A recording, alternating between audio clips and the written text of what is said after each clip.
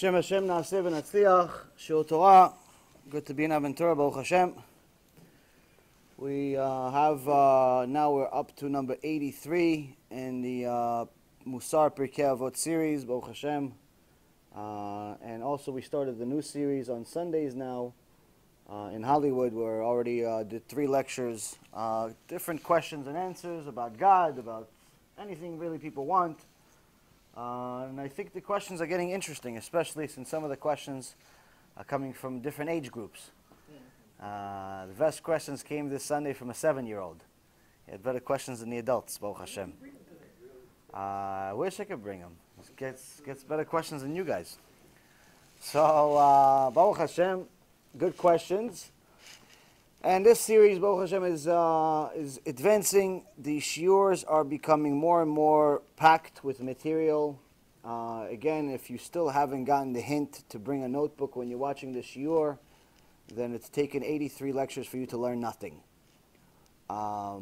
Because I'm telling you that for me to prepare for some of these shiurim is literally 6 months worth of work. So if you think you're going to remember 6 months worth of work just by sitting down passively, like you're watching a movie, you're mistaken, and chaval to just forget some of this stuff. But anyway, some of the stuff stands out, and you're going to remember it whether you write it down or not. Some of the stuff you may hear again. I try not to repeat the same things too often, which forces me to learn, Baruch Hashem. But some of the stuff is easy to forget. It's easy to forget, either because you have a yetzirah for it. It could be your specific yetzirah to convince you to forget this specific thing. It could be your tikkun, so which means that in order for you to pass this tikkun, you're going to have to earn it. Or it could be just something that's not necessarily important in your life right this second, but could very well be extremely important in your life 6 months from now. So, highly recommended to watch some of these shiurim multiple times. Again, I try to make sure that I pray hard enough for Hashem to give me good things to say for you guys. And Baruch Hashem, you guys have a lot of zchuyot, so far so good. So with that being said, we're going to have some questions in the beginning. You guys want to ask some questions? I mean, there's a lot of material, Baruch Hashem. I don't really know what the order is going to be. But I could start off with something that it's probably going to steer your questions in a certain way, but that doesn't really matter. It's something that I find very scary, and if you're not scared, it just means you're numb. It just means you're numb. Doesn't Rabbi Yisrael Salant, Alav Shalom, he said, learning Mussar, learning Yirat Shamayim. How do you learn Mussar Yirat Shamayim? You learn difficult stuff, difficult things to hear. One time he came to his yeshiva, he started yelling at his students, rebuking them. You're not learning hard enough. You're not doing hard enough. You're not doing this. You're not doing that. Everybody's learning. What? You're not learning. They're learning.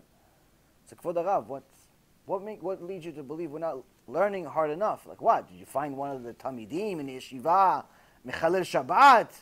You found somebody's, going Chas v'Shalom with a Goya? Like what? What happened? What makes you think we're not learning hard enough? Why? We're here, we're learning. What? Because I just heard there's a Mechalel Shabbat in France. I heard there's a Mechalel Shabbat in France. He goes, Kvod Harav, it's in France. We're not in France. He goes, it's your fault. Because you're not learning hard enough here, it's your fault. It affects France. It affects everywhere. So if you think that your mitzvot are exclusive to you and to your 4 walls that you live in, it's not. Kol Yisrael Aravim Zeh Lazeh. All of Israel are responsible for each other. So now, not all of Israel wants to listen. Sad truth.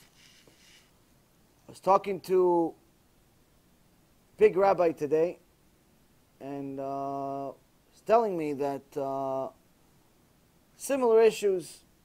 Says, this one particular person, he has to hide my shiurim from his wife. He has to hide. I said, why does he have to hide his shiurim, your shiurim from his wife? Because she's allergic to me. she hates me. And if she finds out that he's listening to me, it could be shlom bayit problems. Shem Rachem.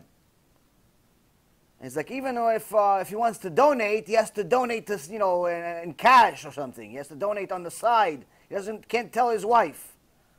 I said, Baruch Hashem, at least your people still donate. Mine do tshuva and then they hate me, and on top of it they become enemies. So at least yours donate still. Baruch Hashem. But such is life. Yetzer hara gets stronger and stronger, and the Gaon Vilna, Baruch haba. Gaon Vilna, Newton Baruch haba, no Gaon Vilna. Gaon Vilna, Vai. He wrote a letter to his wife, Igeret Agra. Highly recommended for you to read it at least once a week. And if you're not going to listen, once a month. In Igeret Agra, he tells his wife different instructions of what to do. Once he leaves, because he's leaving, he's going to Eretz Yisrael. In those days, it's not like a 3-hour flight or 10-hour flight. You come back, 1, 2, 3, you go for a trip for a week, and no big deal. In those days, you go on such a long trip, you may not come back. So when people used to leave, they would literally leave like their last will and testament. In case I don't come back, do this. And who knows when I'm going to come back. Sometimes they would go away for years. They won't go away for a week. For years. But the tzadikot of those days were able to handle it. So he told his wife, if the children curse, regardless of whether it's her children from the previous marriage, because apparently the letter tells us that she was married before him and had children, Baruch haba. She had children, which teaches us mussar about all of these people who don't want to marry a woman that's divorced with kids and this and that. The Vilna Gaon apparently did it. So it teaches us how stupid we are really in this generation with all the stereotypes that we have against converts, against people of color, against people from different traditions, against people from this. Just find a reason. Find a reason to hate somebody. Just look for a reason. You have a reason? Raise your hand if you have a reason to hate somebody. Everybody would raise 3 hands. Let's find a hand. Let me borrow your hand. Let me borrow your hand. I have a reason. Everybody has a reason to hate somebody. You have a reason to love someone? Oh, I haven't thought about that so much. That's why the Mashiach hasn't come. So, the Vilna Gaon tells his wife, my dear wife, if the children curse, hit them. If the children curse, tach! Give them a nice hit. Now, if you go to one of the parents today, Orthodox Union, you have a family meeting, you have a seminar for parents, how to educate their kids. I'm not talking about how to educate their kids in the secular world. I'm saying religious, Charidim. Tell them, dear parents, rabbis, rabbaniyot, if your kids curse, hit them. What are they going to do? Start throwing tomatoes at you. Hit them. Oh, it's not politically correct. This one, they could take us to jail, they could arrest us, they could do it. Child abuse, Shem Rachem, Chilul Hashem, they're going to start telling you, it's Chilul Hashem, shit, they'll start calling you a goy, shake it, what else are they not going to call you? You tell the kids, chas v'shalom. But the Vilna Gaon said it, and he wrote it. So it's not me, it's him. Why? Because his Kedusha knew that when someone gets to such an extent that they are actually cursing, that means they've built a thick enough klipa worth of sins around their neshama, that the only way that you could wake it up is by breaking it, because it's become like stone. And that's also one of the things that the nevuah of Achrit Hayamim, the prophecy of what's going to happen at the end of the days, that Hashem Yitbarach is going to circumcise our hearts of stone. What does it mean, our hearts of stone? We've made so many sins that even to hear the truth, I am God that took you out of Egypt, is hard for us to sometimes hear. Simple truth. We're not talking about, hey, listen, he's going to... Simple. I am God that took you out of Egypt. I am God that created the world. Anything. Simple truth. It's hard for us to hear sometimes. Why? We've made so many sins that unless we must work on it, it's almost impossible. So sometimes you tell people shiurim, you give shiurim tough information. You start talking a little bit about midat adin, how Hashem punishes, mechalel Shabbat, mot yumat, death penalty for mechalel Shabbat. The Rambam in the last halacha of Ilchot Shabbat, last halacha, chapter 30, halacha 15. He says a mechalel Shabbat is considered 100% a goy, but not a nice goy. Because Job was a nice goy. Job was a prophet, tzaddik, kodesh kodeshim. There's a book in the Torah written about Job. We're talking about, the Rambam specifically says he's considered 100% an idol worshiper. And in case you don't believe me, I brought the book. So now, if once and for all, people can stop blaming me for things. Like I wrote the Torah, Alvaya wrote something. He says, chapter 30, verse halacha 15, the observance of the Shabbat and the prohibition against worshipping false idols, false deities, are equivalent to the observance of all of the mitzvot in the Torah. In essence, he's telling you the two are the same. That's what I've told you guys for years. Every single time Hashem talks about chilul Shabbat, he talks about idol worship, meaning violating one is the same thing as violating the other. And Shabbat is an eternal sign between the Holy One, blessed is He, and us. For this reason, whoever transgresses other mitzvot is considered to be one of the wicked of Am Yisrael. But the person who violates Shabbat is considered to be 100% idol worshiper. Both of them are considered to be equivalent to Gentiles in all regards. Therefore our prophets praise Shabbat observance, saying in Isaiah 56:2, happy is the man who does the following, and the mortal who holds fast to it, who keeps the Shabbat without desecrating it. So now you have the language of the Rambam. If that's not enough, you could also look at the Kitzur Shulchan Aruch 72:2. You could also look at the Gemara in several places, in the Tanakh, and so many other places. There's 7 places in the Shulchan Aruch, including Ilchot Shchita.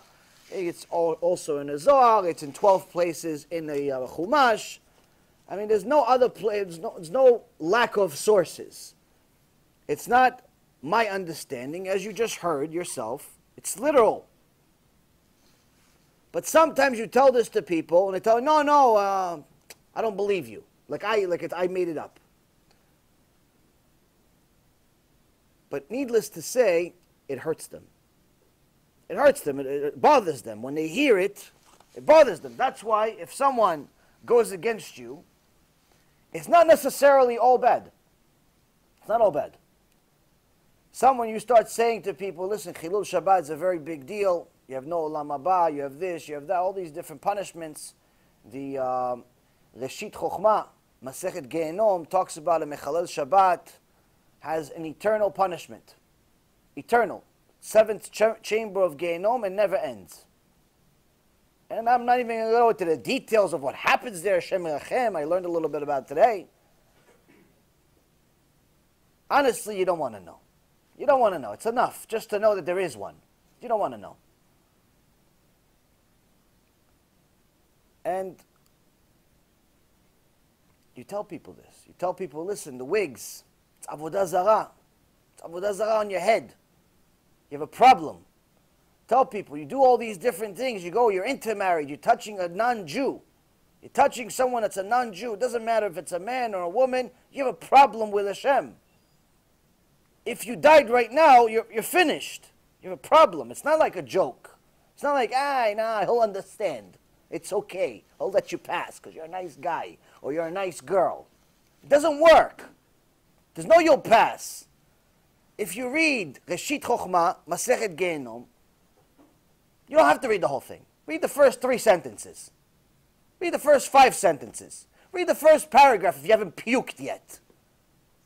First paragraph, Masechet Gehenom, you get so scared, you're scared to move. Why? It specifically tells you, Hashem does not let go of anything. What does it mean, anything? What does it mean, anything? What does it mean? Well, you violated Shabbat, you're not going to let go? No, not Shabbat. He's not even talking about Shabbat. He's not even talking about Shabbat. He's talking about if you had, instead of going to shiur Torah, you decided to sleep a little extra. You didn't go. Instead of talking with your friend, you just had a meal. Instead of saying divrei Torah between the two of you, you decided to talk about baseball or the stock market instead. Just have some simple conversation. They already talk about horrible things. How Hashem is not going to let this go. Scary stuff. But people are like, no, you made it up. You read the books. Now, sometimes people do read the books. Sometimes people do listen to the lectures. But it doesn't affect them. It doesn't affect them, mamash. Affects a little bit. Moves. There's a twitch. The eye moves a little bit. They get scared for 20 minutes. They get scared for 2 days. But after that, they go back to their regular behavior. They continue going against Hashem on a regular basis. No problem. What happened? Rabbi Yisrael Misalant says it's because their klipa of those such people that hear the truth but still continue to sin is so thick, so many sins have been made that they're practically numb. That even after you tell them the truth, it doesn't really affect them yet. You have to tell them again and again and again and again and again, eventually until you break the boulder. It's not a rock anymore. It's one of these boulders you see on the beach that in Hebrew is called Selah. Selah is also, in the Tehillim, is forever, meaning those things never go away. Shem and Hashem, maybe our hearts in some cases have become a Selah. So hard for us to do tshuva. So hard. But Baruch Hashem, Hashem gave us Torah. He gave us the instructions of how to do it. How to do tshuva. Despite how hard it is, it's possible. So there's no reason to lose hope. There's no reason to be depressed. There's no reason to get, such an extent of stress that you don't want to do anything anymore. But there is a reality check that's necessary. And the reality is that the nevuot, the prophecies that the prophets told us 3,000 years ago are coming true in front of our eyes. And I've talked to you guys about it for already the last few years, of how many prophecies are coming true. Many times we've talked about the war of Gog and Magog. Rav Mizrahi has talked about that as extensively as well, and several other rabbis as well have talked about it. Rabbi Zitron has talked about it extensively. I think he even did a series about the Mashiach. So there's a lot of material about it. But the question always remains, how is it going to start? Now, it already started. We've already talked about this. It already started a couple of years ago in a similar way to how World War II, World War I, and then every other big war starts, which is usually quiet. It's like behind the scenes. There's a political issue. There's a few embargoes. There's a few money issues. There's a few killings, assassinations, changes of government, and so on and so forth. Usually it starts quiet. When does the boom start? When is the boom? Something big has to happen. The big thing that changed the war in World War II 7 years ago or so was Pearl Harbor. Now the Nevi'im say that before the big thing, the big boom starts in Gog and Magog, something will have to happen. Because in order for Ishmael to fight Esav, it's no longer two countries. It's not two countries. It's not like America versus Korea, or America versus Iran, or whoever. It's not two countries. It's two sides of the world. It's everything. It's Ishmael, Esav. Why would everybody want to go into a fist fight right now? And fist fight today is expensive. And the Nevi'im say it's going to be a war over Yerushalayim. Now, we've had Yerushalayim, Baruch Hashem, for many years. Already a couple of thousand years we haven't had Beit HaMikdash, but Yerushalayim has been around for a long time. Even though it wasn't necessarily under Jewish control for much of that time, still it was there, no one fought over it.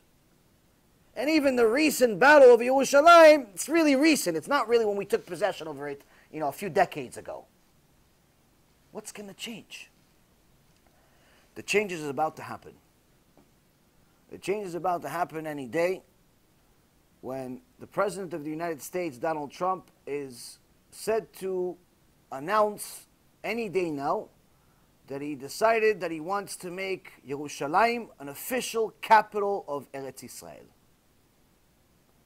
Once this happens, all bets are off. Why? It's officially Esav going against Ishmael. Right now, that people like Obama did not agree that Yerushalayim was going to be capital of Israel. It kept the Palestinians, the Saudis, the Egyptians, the Iraqis, the Syrians, Turkish, everyone, it kept them at bay. Why? No one is agreeing that Israel technically has a right to live. Technically. You don't even want to give them a capital in public. You don't agree. Maybe you support them a little bit, maybe you give them a few dollars, like the homeless people, but you don't really support them. It's like a little bit. Especially when you vote against them. Especially when you give $300 million to the Palestinians a day before you leave office. Doesn't really show support. But now you're going to have a president that's not only going to show his support, but he's going to do something no president before him was willing to do. He'll say that Yerushalayim, Jerusalem is an official capital of Israel. Not that necessarily we need his approval, but apparently the government of Israel technically thinks they need it.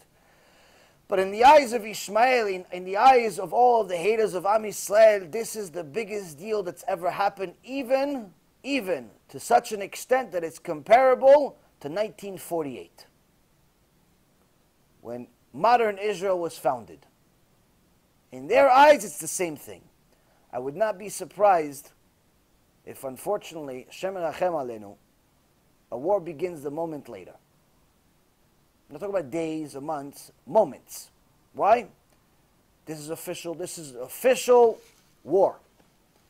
So, whether this happens tomorrow or next year or whenever, I don't know. It's not my business.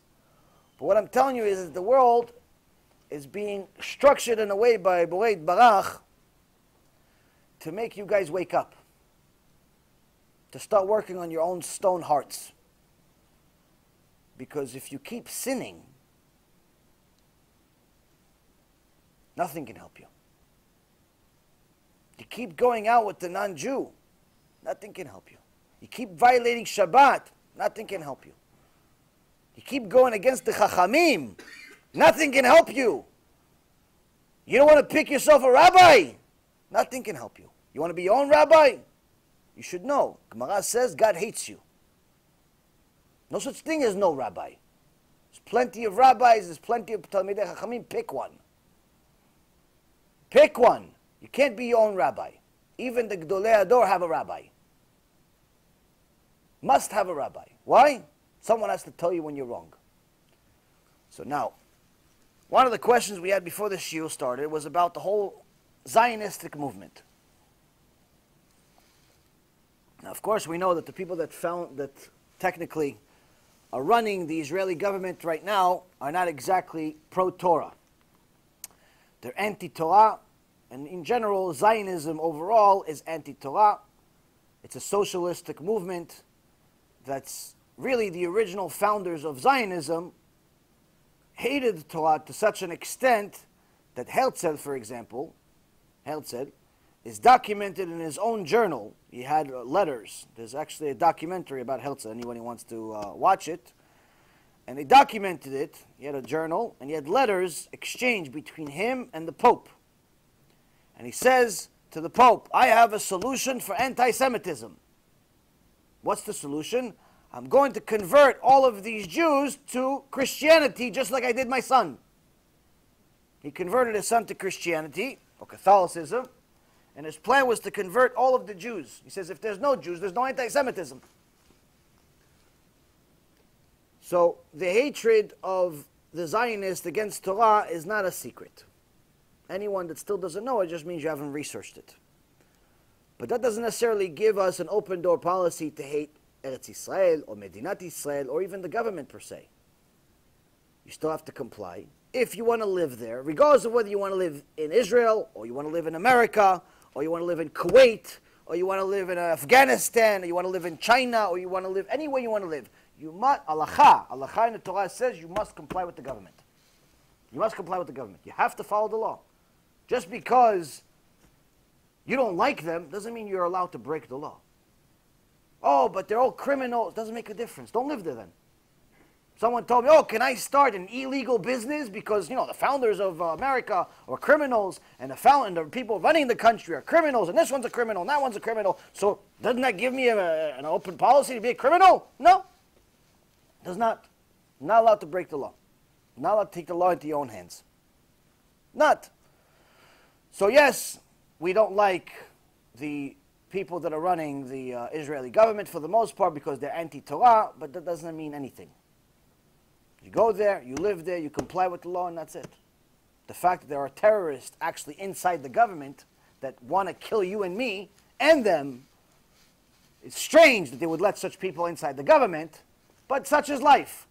Yeah. I wanted to add, I read recently that huge percentage of women have recently joined the IDF, the Israeli army.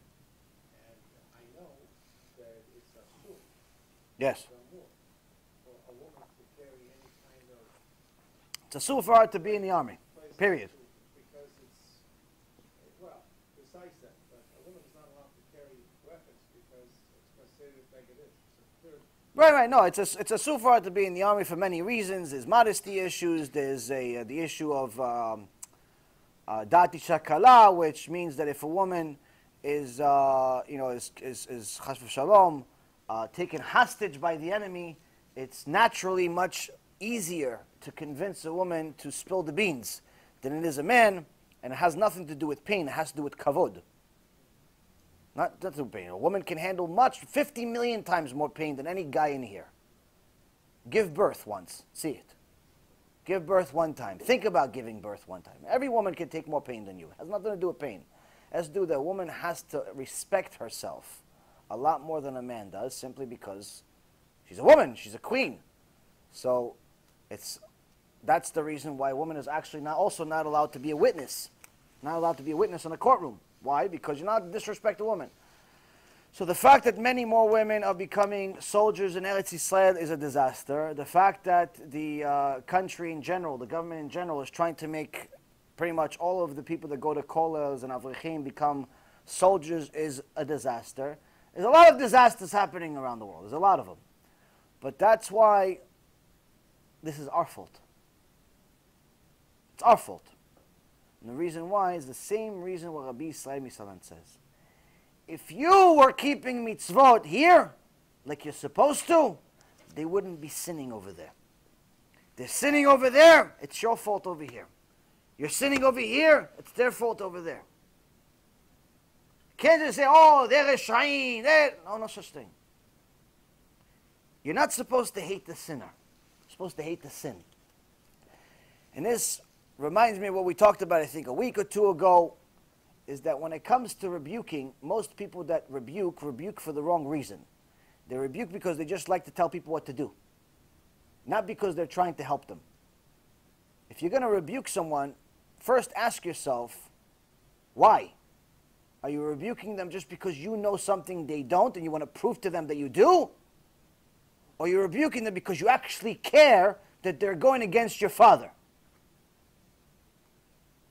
There was a guy one time, broke down in Israel, real story, broke down, the car broke down, and ran out of gas. So at the time, there wasn't necessarily a gas station every corner. You had to walk several miles to the closest gas station.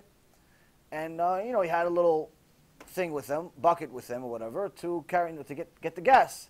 But as soon as he got there, he saw that on the sign, there's a big billboard on the gas station, 24/7, open 24/7. We're open 24 hours a day, 7 days a week. And he decided, Mr. Balabait, Mr. Owner, where's the nearest gas station?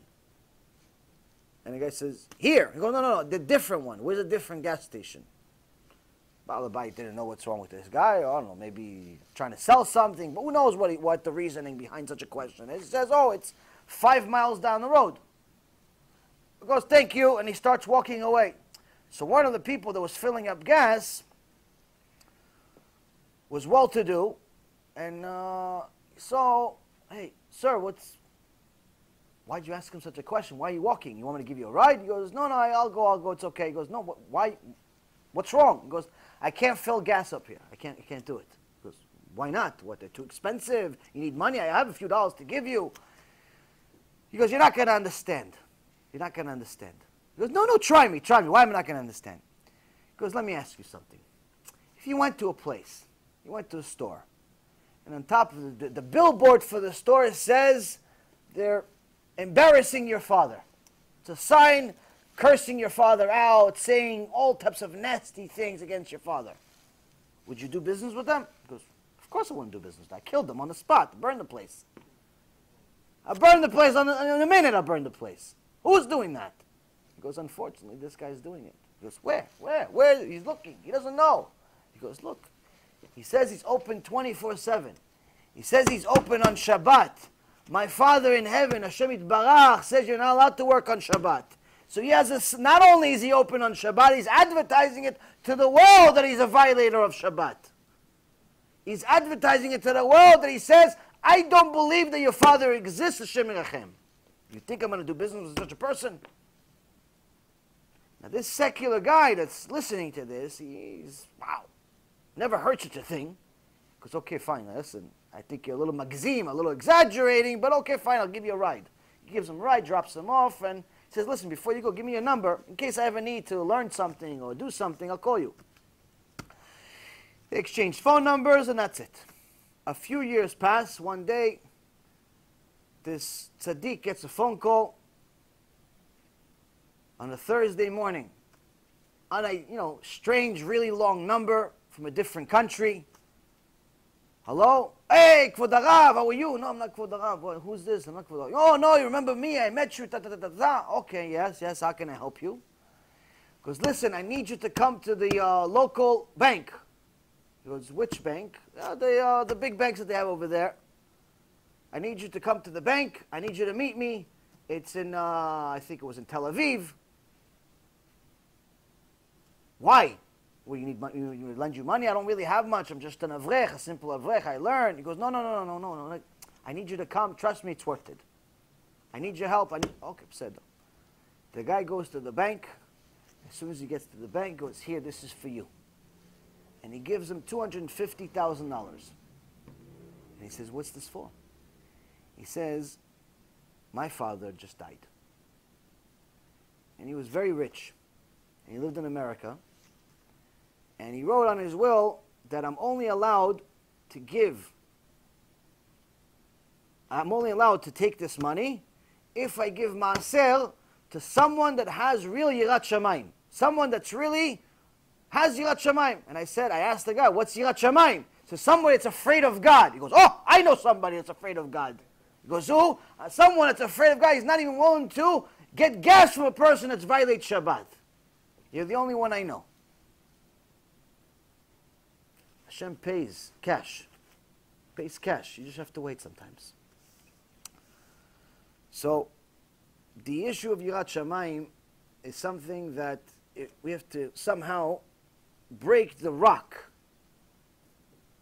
and insert into our minds.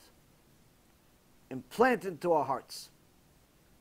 But sometimes, the simple teaching is not enough. Telling you should have Yirat Shamayim, not enough. telling you that considered idol worshiper, not enough.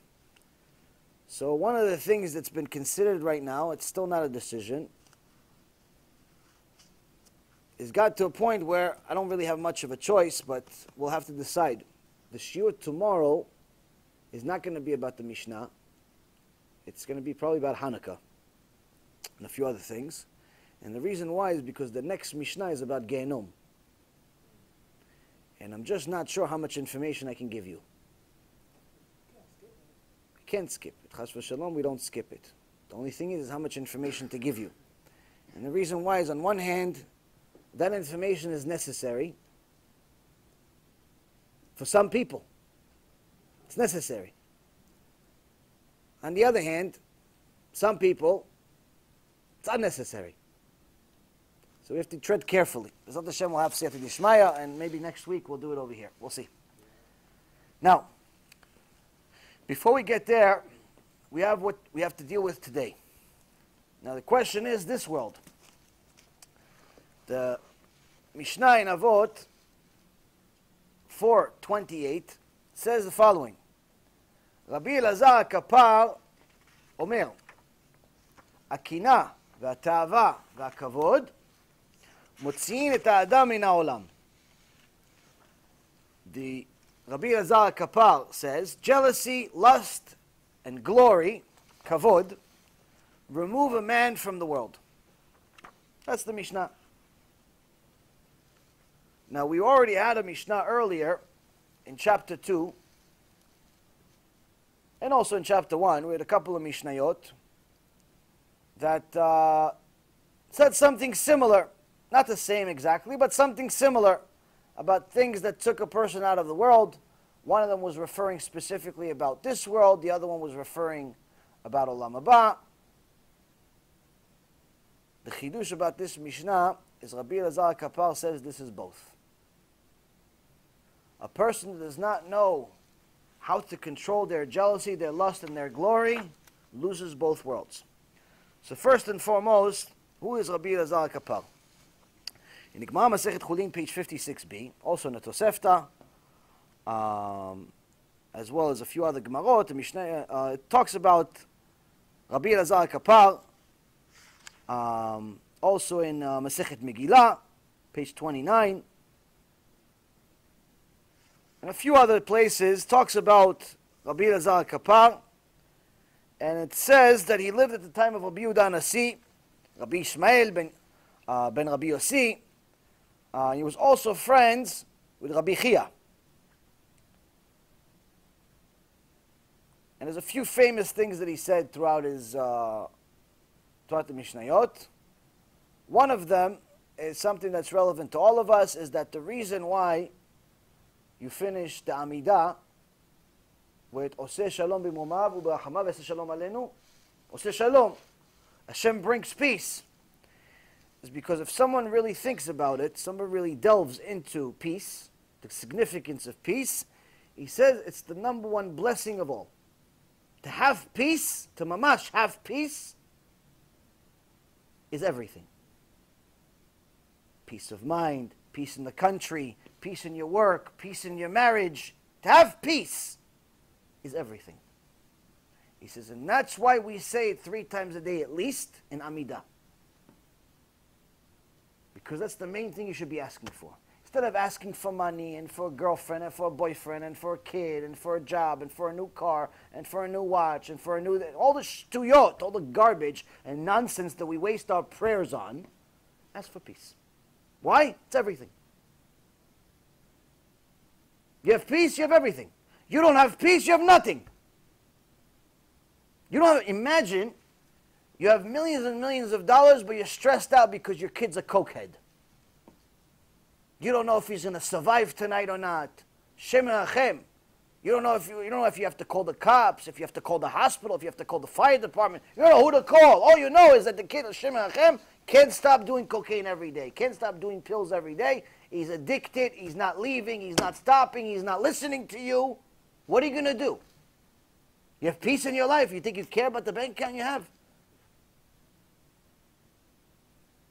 You know how many people I know that have peace? count them in less than one hand. In reality, one person. Real peace. Peace where it doesn't matter, it could be Chorban. It's okay. My Rav. Everyone else, some different people, different levels. Takes different things to shake certain people. But real peace, you have to be glued to Hashem. Glued. Glued like glued.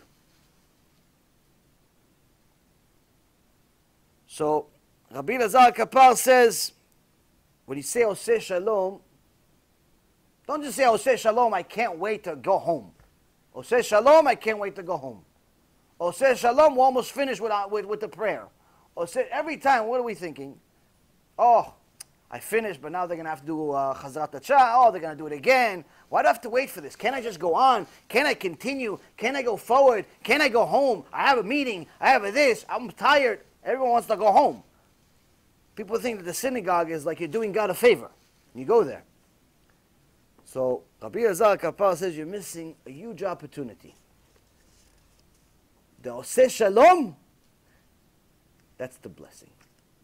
So if your kavanah when you're saying Oseh Shalom is you want to go home, you missed the whole prayer. You missed the whole thing. That's why actually I believe it's in a Mishnah Berurah. Don't quote me because I'm not sure, but I believe it's in Mishnah Berurah. He says, if you don't have full kavanah, on one of the first three blessings in Amidah, first three blessings, Avraham's blessing, Machia Metim, Hashem is Kadosh, those first three blessings, that's the three blessings that pretty much never change. Doesn't matter whether it's Shabbat, or it's Yom Chol, or it's holidays, usually they don't change. It changes a little bit during the Yamim Noraim in Yom Kippur, but still, foundation is the same. The rest of the week, the rest of the year is the same. In Mishnah Berurah, I believe it's Mishnah Berurah, he says, if you don't have full kavanah, what's full kavanah? Meaning you mean every single word. He says you have to do it again. Go over again. How many times? As many times as it takes. As many times it takes it 100 times to have full kavanah, to say Machia Metim, do it 100 times. What's wrong with you? What's wrong with you? Why does it take you 100 times to realize that Hashem is Machia Metim? Why? What are you thinking about? But you have to do it 100 times. If it takes 101, do it 101. Why? If you don't have full kavanah of the first three, he says, it's like you didn't do it at all. It's like you didn't do the whole thing. The whole thing doesn't mean you could do it. You could have extra kavanah on the 4th, 5th, 6th, 7th, 8th, 9th, all the way to 19. Doesn't make a difference. You don't have full kavanah on the first three. Significant. Most of the time we're in a hurry to finish. We start realizing maybe we're in a hurry and we're not really doing the right thing. And now we know that at the beginning we have significance, at the end we have significance. Knowing the value of each one of the mitzvot helps us do them. The second thing that Rabbi Elazar HaKappar says about Batei Knesset in Gemara Masechet Megillah, page 29. You're 29 yet? Almost. It says the Batei Knesset, one of the nevuot, one of the prophecies is going to happen at the end of times. Hashem is going to take all of the holy Batei Knesiot, not just any place that has 4 walls, and people attend. All the holy Batei Knesiot are going to be relocated. Where? Eretz Yisrael. How? That's Hashem's business. That's the reward for being a holy Bet Knesset. So, this is also connecting to what's happening today. We're starting to see that the end of days is literally coming in front of us. And the fact that the government is going against its own people is also one of the nevuot, one of the prophecies that's also supposed to happen, which is in Gemara Masechet Sotah, page 49. So, now that we see that Rabbi Elazar HaKappar was one of the Tanaim Kedoshim, one of the giants, we know what we're dealing with. Let's start listening to what he has to say.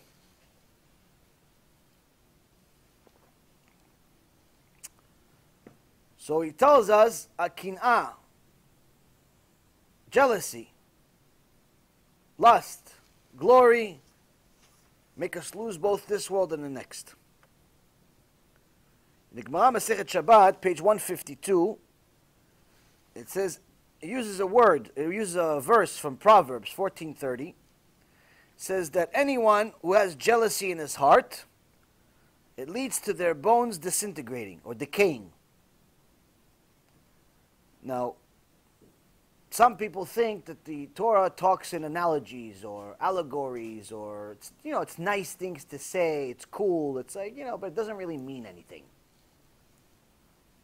But that's actually one of the things that's been proven. And when you see some of the big tzaddikim, when they open their graves, in many cases, not only were these people complete, as if they were sleeping, even though they've been buried there for 70 years, for 100 years, and in some cases a few hundred years, it literally looked like they were still alive. Whereas anyone would tell you that once somebody dies, their body immediately starts to disintegrate. Within a year, there's nothing left. It's just the bones. So, he's already telling us that one of the main things that causes us to lose all of it, both in this world and the next, whether it's through diseases like arthritis and other similar diseases in this world, or after, one of the main things spiritually that leads to it is jealousy.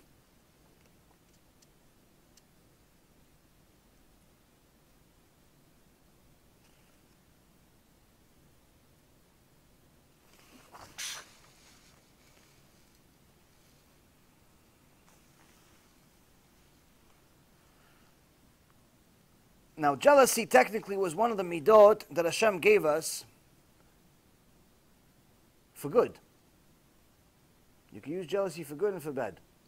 The good part of jealousy that you're supposed to use it for is kinat chachamim. Kinat sofrim tarbeh chachma. There's a ma'amar in Bava Batra 21 where it says that you're supposed to be jealous of talmidei chachamim. Supposed to be jealous of them. Why? When will I get to be like them? When will I be to be a tzaddik like them? When will I know the shas like them? When I finish the shas? When I finish one Gemara? When I finish one page? When I learn the Tanakh? When I learn just the Chumash and understand what it says? When? When I be like them? Oh, look, this 7-year-old asks questions better than adults. How come? If it doesn't bother you, you're not using your jealousy the right way. If you're jealous of your next door neighbor because he has a nicer car than you, if you're jealous of your next door neighbor because he has a nicer house than you, Shem Erachem, a nicer wife than you, not only you're not using this midah for the good, but you've turned food into poison. You've turned a present into an atomic bomb. So the kinat sofrim is a rivalry between scholars in order to increase wisdom. And the reason why is because when two people are talmidei chachamim, and one is challenged by the fact that his friend, his colleague, or even someone that's in a different city has reached higher level Torah than he did, it could lead him to do more. Why? It's motivation. It's necessary to be motivated. On the other hand, if instead of looking at his Torah, he's looking at his bankroll, he's using what Hashem has taught him and throwing it in the garbage. Now, I actually told you guys you could ask some questions. You want to ask questions? Or you want to continue? Do you have questions? Why did Hashem pick the land of Eretz Yisrael to be a holy place? Why did he pick Eretz Yisrael? He's picked it. He created one place in the world. Why specifically that? I don't know. That, I don't remember reading it anywhere, but that doesn't necessarily mean the reason doesn't exist. I just don't know it. Anything else? Yeah.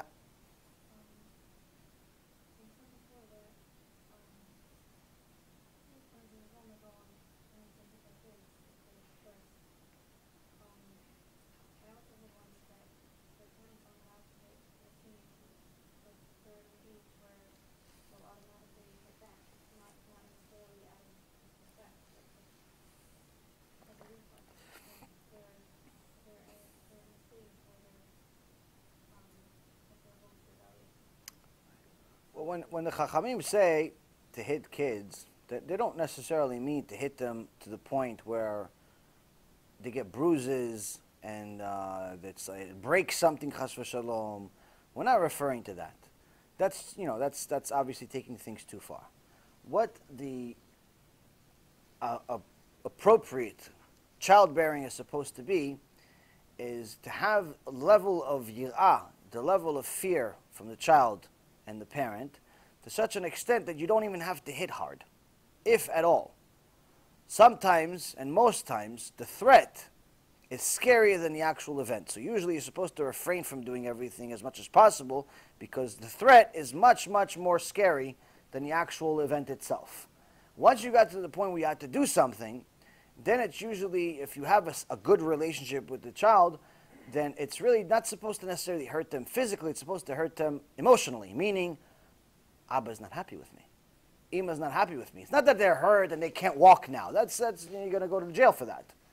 You don't need advice for something like that. You need a psychiatrist. So when a parent understands this, takes this into account, then that applies to all ages really. That applies to whether they're 6 years old, 7 years old, and they're trying to break the house, or they're 15 years old and they want a boyfriend. So either way, if you have an appropriate relationship with your kid, then either way it should be effective. But again, you can't just start today. If you haven't done anything for 15 years and you think that tomorrow you're going to slap your kid on the tush and they're going to do everything you say, it's not going to quite work like that. It's not magic. It takes time. So there was a couple that went to Rav Ovadia, alav shalom, once, and they told him, Kvod Harav, we need parental advice. And he says, oh, okay. You're late. Like, well, no, Kvod Harav, the kid was just born. He goes, yes, exactly, you're late. He goes, what do you mean? No, the kid was born just now. He's just a baby. He's 2-3 months old. He still doesn't know how to talk yet. He goes, yes, you're late. How could we be late? Were we supposed to come 3 months ago? He goes, no, you're supposed to come 20 years ago. First, you're supposed to educate the parent. First, you're supposed to educate yourself. If you educate yourself, you can educate the kid. But if the father and the mother don't know anything, how are you going to educate the kid? This also puts the onus on parents that send their kid to yeshivot and don't learn themselves. Because if you don't learn, if you don't make Torah the number one priority in your life, then your kid eventually is also going to do the same thing. Your kid is also going to get to a point when he's going to say, oh, Torah is not important to Abba and Ima, it's not important to me either then. So that's very important. So as far as when it comes to child rearing, in most cases, you don't need to hit hard at all. You just need to tap the kid in essence to put some fear in him. In some cases, tough cases, it's you have to do a little bit more punishment and so on and so forth. But like you said, you don't want to get to a point where the kid's already a grown-up almost, they're a teenager, where in the previous generations would already be old enough to get married. Today people get married later, but my grandparents, for example, I believe they got married at 13 or 14 years old. And that's really how it was in those days. People didn't get married at 30 like they do now. If you're 30, you didn't get married in those days, it's either because you're a prostitute or there's something wrong with you. It's not normal to wait that long. Only in this generation it's normal, but in those generations it's not normal. Parents would start crying if their kids already start hitting 20 years old and they didn't get married. So if the kid is already at a point where they're like 16, 17 years old, you really can't hit them. And it's not just necessarily because they're going to hit back, chas v'shalom, or anything like that, because if you have a fear that the kid's going to hit back, you have a lot more problems than the kid hitting, doing anything in your house. If you actually think that your kid will hit you back, you've done something wrong. Not the kid's done wrong, you did something wrong as a parent. If you're actually scared that your kid will hit you back, you did something terribly wrong with this kid. There's something seriously, seriously wrong. Can't be just the kid's fault. Now, on the other hand, not doing anything is not possible, but doing too much is not possible. So you have to be clever. You have to find something to motivate him. You have to find something to encourage him, and you have to find something to scare him with. Usually they get scared because of potential loss of their friends, communication with their friends, or potential loss of something material, or potential loss of something. Kids are scared of missing out. That's the biggest fear that people have, is fear of missing out. Yeah. What about putting schug in the kid's mouth if he cursed it? I know in Israel they still do that. Putting schug in their mouth. I mean, it's a painful thing. I mean, again, it all depends on traditions. It depends on who the parents are. It depends what you're going to do. You can't discriminate one kid over the other. You can't do it too much to the point where you're actually hurting him. You can't do it too much to the point where it could cause serious damage in their stomach. You can't do it to a point where the kid is, starts losing their mind. I mean, everything within reason. We're not advocating child abuse here, but at the same token, the fear that parents have of slapping their kids on the butt, I think, is to such an extent where the kids pretty much run the houses now. So that's also not safe either. Any more? What source allows the kohen who's married to a goya to serve as a kohen? What source allows a kohen that's married to a non-Jew to serve as a kohen? There is no source. A kohen that's married to a non-Jew must be kicked out of the keilah. He's considered a poshea. A kohen that's married to a non-Jew is considered a poshea. He's not allowed to be counted in the minyan, and they must put him on cherem until he gets a divorce. As a matter of fact, if anyone wants more extensive information about that specific issue, it just happens to be a tshuva that's coming out in the next book that Rabbi Ephraim is publishing now. It's She'elot v'Tshuvot. Echtov L'Yisrael Perek Gimel. It's the third one. He already wrote the first two, Aleph and Bet. And Gimel will have the answer to what you just asked. You already got a review of this book? So it actually has this specific question about a kohen that's married to a goya. What happens with them? And they are not allowed to be counted in a minyan. They're not allowed to be part of a keilah at all. Forget about serving as a kohen. That's not even a question of serving as a kohen. They're not allowed to be in a minyan. Minyan, not allowed to count them. They're considered not part of Am Yisrael. So it's a very, very serious topic, because unfortunately, there's a lot of people that have made this issue, this mistake. The one chesed that Hashem is doing for us that we know of with the Kohanim specifically is that not all Kohanim are really Kohanim. Not all Kohanim are really Kohanim. Not all. Sometimes you have a person named Cohen and he's not even Jewish. I actually have somebody I know. I went to school with him. And I wanted to send him a KIRUV package because we were in touch here and there. I saw him on Facebook or something like that. And I said, hey, listen. I knew he was not religious or anything like that. I said, hey, listen. I can send you a KIRUV package. Maybe you'll learn a little bit about God. He goes, no, I'm not connected to any religion. And in essence, the conversation went to the point where I realized the guy's not even Jewish. But his name is Cohen. So it's just because somebody's name is Cohen doesn't mean they're a Cohen, and also just because somebody says that their father was a Cohen doesn't mean they're a Cohen. So that's one of the chasadim that Hashem is doing for this lowly generation that we live in, where it could potentially be that the guy that's married to a non-Jew, or perhaps he's married to a convert, or he's married to a divorcee, he's married to somebody he's not allowed to be married to, could potentially be that he's really not a Cohen. So that's would be good news for him. There's actually a famous story about something happened where Rabbi Mizrahi actually heard it from him once.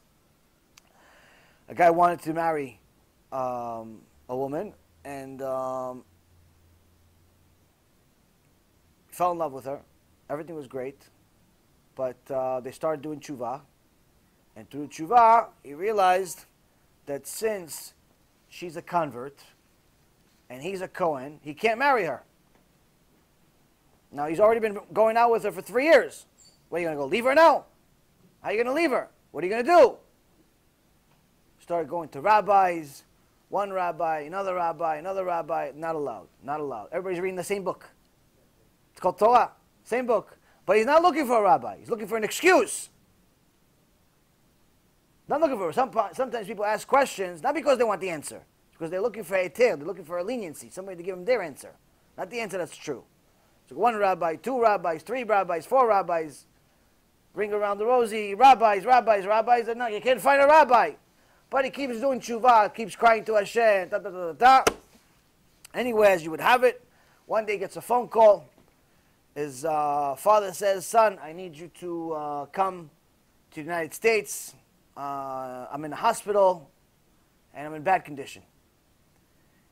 He goes and he visits his father, and his father tells him, listen, I've Shem Echem, he has the machala, he has cancer, and they don't know how long I'm going to live, and but because I don't know, I have to tell you something. Yeah? I hope you don't hate me, but I tried doing my best raising you, and your mom and I really love you, and we really tried our best. Just try to take this lightly. Okay, but what? What happened? What? We're not really your parents. We adopted you when you were a baby. Now the father is expecting the kid to say, Abba, I can't believe you, liar! You know these kids, you always they blame their parents for everything in the world. You liar! You lied to me. What difference does it make? They raised you, they fed you, they gave you clothes. What difference does it make if you came out of their body or not?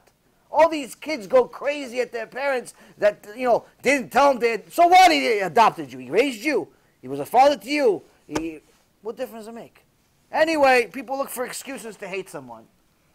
But this kid takes it differently. Instead of saying, you liar and you this, he surprises the father.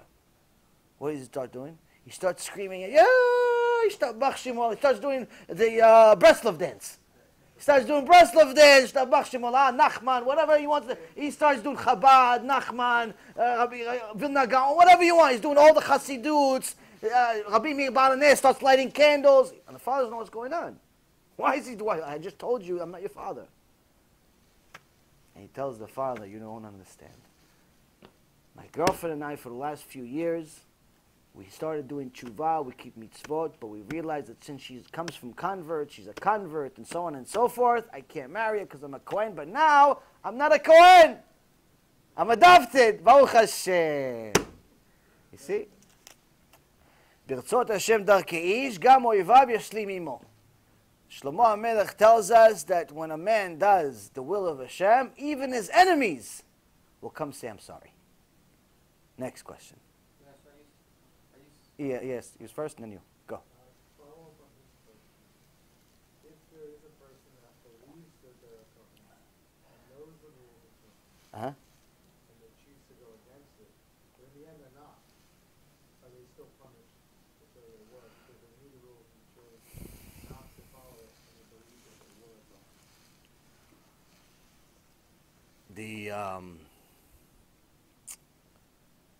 A person that's sinning intentionally, b'shogeg, obviously it's different.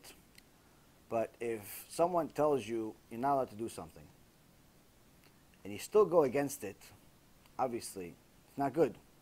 The fact that Hashem did a chesed by you, and in reality it's not a sin, it's obvious, but it's still a problem. And the reason why it's a problem, because there's a different sin you're committing by continuing to sin.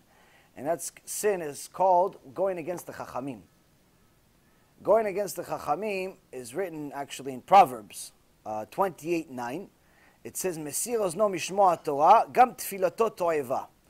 Someone that decides that he doesn't want to listen to Talmidei Chachamim, even when he prays to Hashem, it's considered disgusting. Why? You're going against my children, you're going against my leaders, you're going against my top soldiers. So what, when you pray to me, you want me to answer your prayers? You're disgusting to me. Why are you going against the people I put in charge? So when someone has such a great fortune that despite him intentionally going against the Chachamim, it's not a sin per se that he went against them because what he was doing was not wrong, because he was not a kohen, for example, he still has a serious problem with the fact that he went against the Chachamim. Next. His kohen status is on suspension. Just like a Mechalel Shabbat's Judaism is on suspension. Once he divorces that person, then he's able and does tshuva, complete tshuva, then he's able to come back to Klal Yisrael with no problem. But until then, is a serious problem. And actually that Sheila and Tshuva that Rav Ephraim is going to publish in the book had to do with a kohen that not only was married to a non-Jew, but the synagogue was actually using as the Baal Koreh to read from the Torah every Shabbat. Which means that every Shabbat I had to lead the synagogue. So we pray, Shachrit, we're praying the first Amidah, then they put this guy to be the Baal Koreh. I have to leave. Why I have to leave? You can't be in the same room. It's not that you can just sit there and do nothing. Oh, he's not. You have to leave. You cannot be in the same room when you read from the Torah. So we can't be in a different room in the same building? I can go to a different building. I can't be there. I mean, I can't pray with them. As soon as he comes, he's a Baal Koreh, he reads from the Torah, I cannot hear the words. Anyone, no one can read their words. So we had to mamash fight with the rabbis to, not that they disagreed with the halakha. There's no disagreement. This is what it says. Disagreement of how to enforce it. To tell the guy, listen, stop reading from the Torah. Okay, you don't want to kick him out of the synagogue? Fine, don't kick him out of the synagogue. Let him come, who cares? Stop having him read the Torah for everybody, because everyone thinks that he's reading the Torah on their behalf. He's taking them out of their, he's doing it for them. He's not doing anything. No one's coming out of the chovah because of him. And no one knows. No one knows. No one in the Kila actually knows. I found out through a different situation. So, this is a problem. Anything else? Yeah.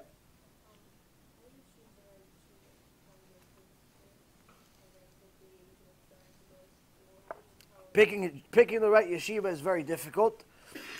And the reason why is because in order to pick a yeshiva, you have to know a few things yourself. You can't be a complete ignorant person and expect to pick the right yeshiva. And the reason why is because you need to know the curriculum. So you have to go meet with the rabbis and ask them, what's their curriculum? What are they teaching? What's the siddur? How are they teaching? When are they teaching this? When are they teaching that? Is there anyone that's, that could recommend a place that already graduated? Anything that's, any totzaot that you could talk to? Someone that went there years ago and, that could recommend the place. Not just the teachers that work there that get a salary, or just the people that go there right now and perhaps like it. People that left. So you have to review the material. You have to try to see if you can meet someone that actually already went there. You have to talk to the rabbis and try to see who are going to be the teachers, because the principal is usually a very talented speaker. And the people that interview the parents are also usually very talented people, but they're not the teachers. You have to meet the teachers. Meet the teachers, try to see, is this teacher someone I want to meet? I want to teach my kid. I can tell you from my experience, for example, there was one time someone asked me about this. And they asked me, oh yeah, I'm sending my kid to so-and-so yeshiva. And something didn't sound so, I remembered that name of the yeshiva somewhere. I wasn't sure where I heard the name. And then I remember, oh, my next door neighbor works there. My next door neighbor walks around with a mini skirt all day. In the previous house, not here, Baruch Hashem. Next door neighbor, doesn't know anything about modesty, doesn't know anything about anything, but she's a teacher over there. I don't want that teacher to teach my kid. So I asked, is this the grade? Da, da, da. I find out, oh, listen, not only that's going to be the teacher. For me personally, I wouldn't send my kid to that. Why? I want a teacher that actually does what he says. So many of the places, unfortunately, they don't do enough scrutiny on the teachers. And pretty much anyone that wants to teach. There's a few yeshivot that I know of. There's one specifically, one in New York. Honestly, I know at least a handful of teachers over there. They're not even religious. Forget about they're not knowledgeable. They're not even religious. Nothing. Zero. Nothing. They don't keep anything. But they're teachers. What are you teaching? So, you have to interview the teachers. You have to see who's going to teach. Maybe, I don't know, see if there's, the events they have, all these different things are good. But you have to understand that people don't take the eternity of your kid as seriously as you do. So you have to invest some time, which is very difficult because you have to take off of work. You have to take off of the busy schedule. And if you have several kids, you have to figure out who's going to babysit and who's going to watch this one, who's going to watch that one. It's not easy what I'm telling you to do. It's not easy. We don't pretend like it's easy. It's also expensive. And you don't know, the good yeshiva is probably more expensive than the bad one. And they probably don't help as much financially as the bad one. And da-da-da-da. And all the reasons in the world not to do it. Bottom line is, you have to find a way. It's better to not send the kid to school at all and teach him at home than to send him to a bad yeshiva. Even more so. I'll tell you something that's politically incorrect, and I'm sure I'm going to get some hate mail for it. Arav Nisim Yagen, alav Shalom, said, it's better that your kid die than you send him to public school. Do you understand the significance of good education? Now, of course, there's always a diamond in the rough. There's always going to be one kid or two kids that went to public school and still came out tzaddikim. What are you taking a chance for? Who are you taking the chance with their neshamot? You're taking their neshamot, throwing up in the air. Why? Because you're saving $500 a month? Or $1,000 or whatever a month? So that's the thing. People need to understand that you have precious souls that Hashem put in your hands. You have to take care of them. And if you can't afford it, keep them home. Find a way. Pray. Next. On the issue of raising kids in education. Yeah. Is it still allowed to raise adopt a non-Jewish kid? Excuse me? Are you allowed to adopt a non-Jewish kid if raising this non-Jewish kid who decides to not having anything to do with Judaism puts your natural born child in danger? Can you throw your kid off the roof just to see what happens? I'm asking. No, right? So you can't do it also. You can't put the kid's life at risk for any reason. There's plenty of people to adopt children. You don't need to adopt non-Jewish children. You should adopt only Jewish children. There's no reason to put your kid's life at risk. Why? For what purpose? What purpose does it serve in the world? It's not a mitzvah. It's an avirah. You're putting your son in danger. You're putting yourself in danger. Absolutely not. Yeah. Sometimes it's not the teacher, sometimes it's the other children. Sometimes it's the other children. Sometimes it's the parent. Sometimes it's the brothers and sisters. Sometimes it's the neighbors. Sometimes it's some crazy psychopath that walks around the school. There's always something. And that's why it's very, very important to stay on top of things. And put it this way. They asked the Stipler Gaon, and it said, Kvod Harav, of course, Gedul Ador is one of the last ones that had Ruach HaKodesh. Ruach HaKodesh, it's really something extraordinary. You guys should have it.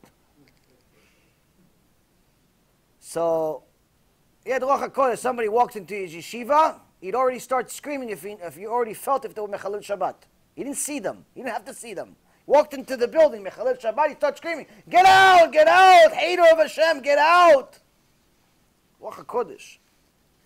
So they asked him, Kvod Harav, how is it that, okay, he studied, everyone knows there's many, many stories about the Stipler Gaon, but your son is Gdol Ador also. I mean, it's not very common. Okay, the big rabbi. Sons are good, but not Gdolei Ador. How'd you do it? What, you have a special power, a special deal? Did you give it, what'd you do what Adam HaRishon gave 70 years of his life? What'd you do? He says, you see your Siddur? You see your Siddur? Yeah, Kvod Harav, I see Siddur.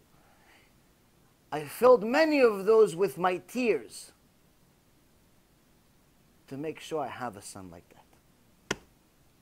Sometimes the best answer is crying.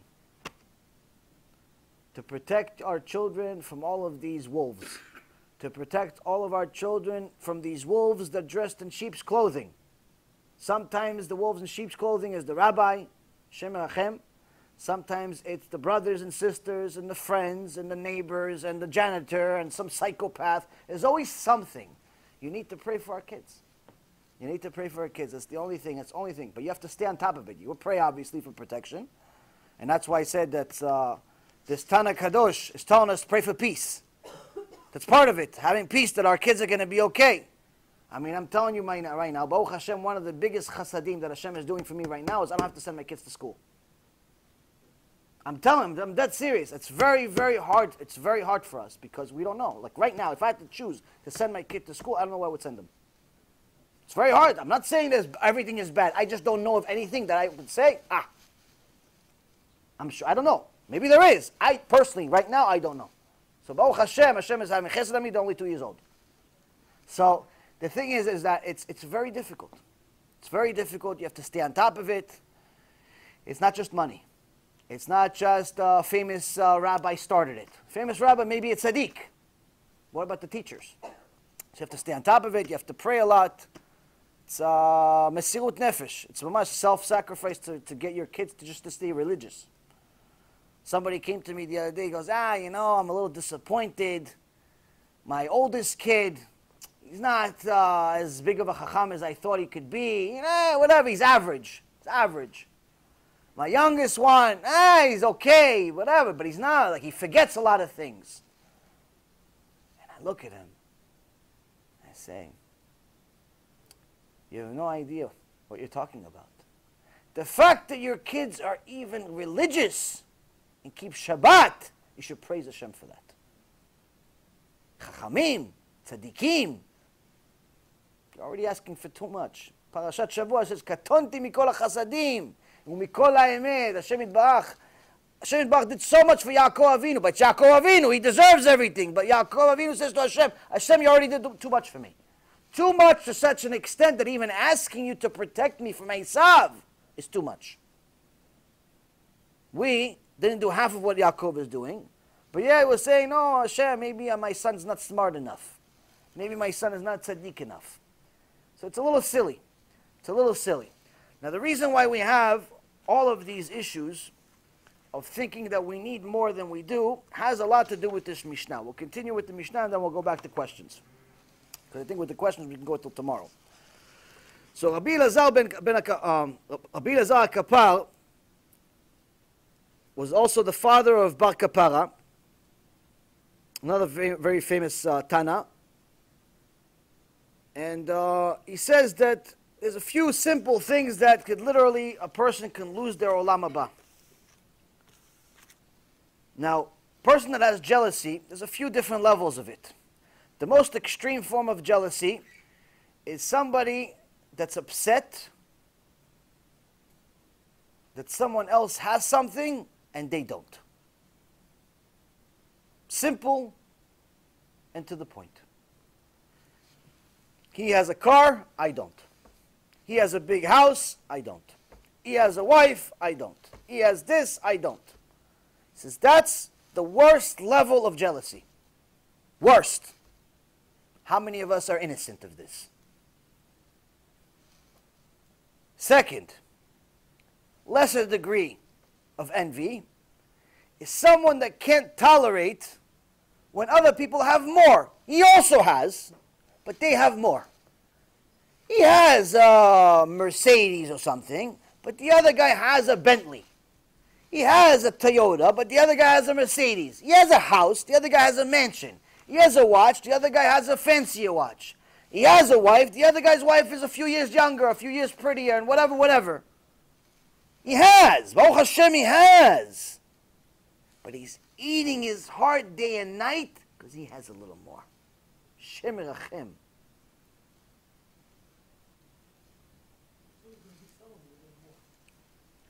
And the most tolerable level is someone that's jealous of his friend actually having and just wishes that he had it also. Natural jealousy, that he has a nice house, I wish I had a nice house. Still jealousy. All of them are bad. The serious problem we have here is that just wanting something that someone has, just not because I'm upset that he has it, because just I want it, that's also considered bad. But the sad reality is that most people are in the first class. Most people are upset that the other person has, and they don't. And this is the root of all the problems that have ever happened from Bereshit until today. You look at the entire Torah and you're going to find endless amount of stories that start with kin'ah, that start with jealousy. Starts off with Adam HaRishon. Adam HaRishon, the angels in Shamayim looked at Adam HaRishon, they thought he was God. They thought he was God in human form. He was so big, so beautiful, so perfect, such wisdom that they could not even comprehend. They thought he was God. They were about to bow to him, and that's when Hashem made him go to sleep. They knew Hashem doesn't go to sleep. Oh, it's not God. But they were so jealous of Adam HaRishon, the Malach HaMavet said, I can't let this continue. I'm going to ruin it. I'm going to ruin it. Why are they so jealous of him? I'm going to ruin it. He went and ruined it. He became the snake. Became the serpent. You know the whole story. Made the woman sin. And then him sin. And then they were both kicked out of Gan Eden. Now, before they got kicked, after they got kicked out, what happened? They had sons. Cain and Abel. What happened with the sons? Cain had half the world. Abel had the other half of the world. Who's better than you? You don't have to worry about a mortgage. You don't have to worry about banks calling you. You don't have to worry about insurance companies. You don't have to worry about yeshivot. You don't have to worry about nothing. You have half the world. Whatever you want is yours. No. I don't like it. Why? He has 2 wives. I only have 1. They were both born with twins. And in those times, obviously, since it's the creation of the world, Hashem allowed for a brother to be with his sister, if they're married. So Cain was born with a single woman twin, and Abel was born with 2 women, 2 girls twins, so it was triplets. Cain didn't like it. He has 2 wives, I only have 1. I don't like it. Jealousy. Killed him. Killed him. You fast forward, you go to generation of Noah. Generation of Noah, what happened? All the tinofet, all the Gaon nefesh that happened in the generation of Noah, not too different from today's generation. What happened? People started stealing each other's wives.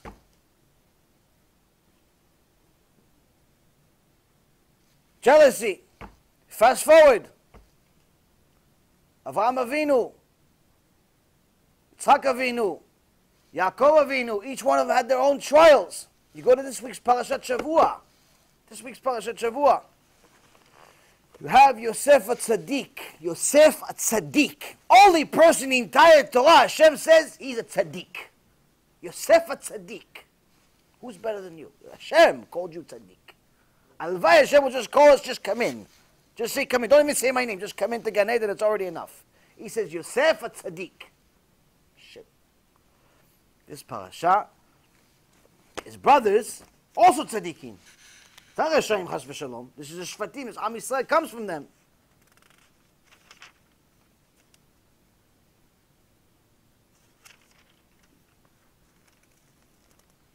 And it says,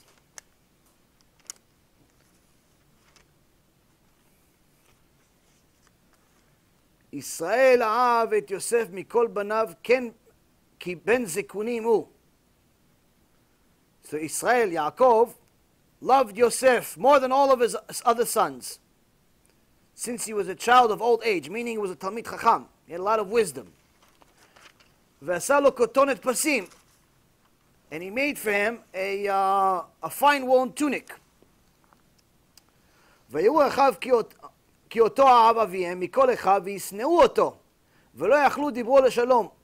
And his brothers saw it that it was him that the father loved the most, and the brothers hated him because of it, to such an extent that they couldn't even say hello. They hated him so much. Not they hated him, hey, listen, he's a Obama fan, he's a Trump fan. No, the jealousy that the Abba loves him more than us, I can't stand it. Now Yosef was tzaddik and tamim. Yosef, God bless him, was tzaddik and tamim. He was little, he was young.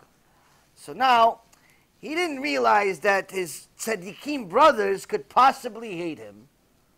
So what did he do? When the father made him this special clothing, he would wear it and he would tell him, oh, look at the clothing I have. Look at the clothing I have. Now he's thinking they're to be happy for him. Why would his brothers, tzaddikim, kedushim, why would they be upset? Be happy for me. Abba made me a special outfit. Look at the clothing I have. Look at the clothing. Shem Hashem. Yosef, what are you doing to yourself? What are you doing to yourself, Yosef? So we see that it's also here. Fast forward. Fast forward. Paro. Paro could not have enough. Could not have enough. Bilam could not have enough. But these are Reshaim. Nebuchadnezzar couldn't have enough. Didn't matter what he had. Someone had something else, he had to have it. But these are Reshaim. It's not really good examples. What's a good example? Korach. Korach is a good example. Why? Korach was tzaddik. Shem Yerachem. Korach was tzaddik. Korach was one of the Gdolei Ador before he went to Tarbut Ra'ah. Korach knew the entire Torah. Korach was wealthy in big Baal Tzedakah. Korach was Shevet Levi. He was one of the leaders. He was so big that he got 250 of the Gdolei Ador to sign off. Yes, we agree. We agree. We had a missionary want to come to a Beit Knesset a year ago. We went to Gdolei Ador to get a single signature. I think I had to give my heart.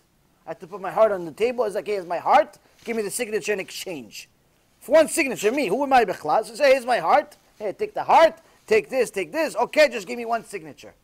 Korach, 250 of the Gdolei Ador signed on the spot with no questions asked. For what? Not against the missionary. Against Moshe Rabbeinu. Against Moshe Rabbeinu that made all of them do tshuva. Moshe Rabbeinu, you're going against Moshe Rabbeinu. Why? Because I'm jealous of Moshe Rabbeinu. I want to be the leader. Why is Moshe Rabbeinu the leader? What? He's smart? I'm smart also. Why? He has money? I have money also. What? He's Shevet Levi? I'm Shevet Levi also. Why is Moshe Rabbeinu the leader? Why not me? Maybe he didn't really speak to God. Maybe God didn't really mean for him to stay the leader. Maybe this, maybe this. Why? Jealousy.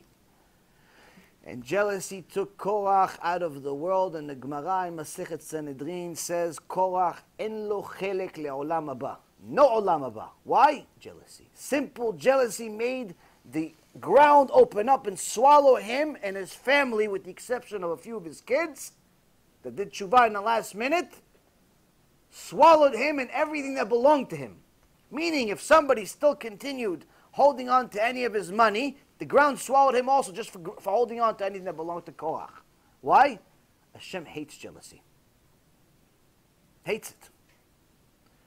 So now, we see that there's literally endless examples in the Torah about how much Hashem hates jealousy.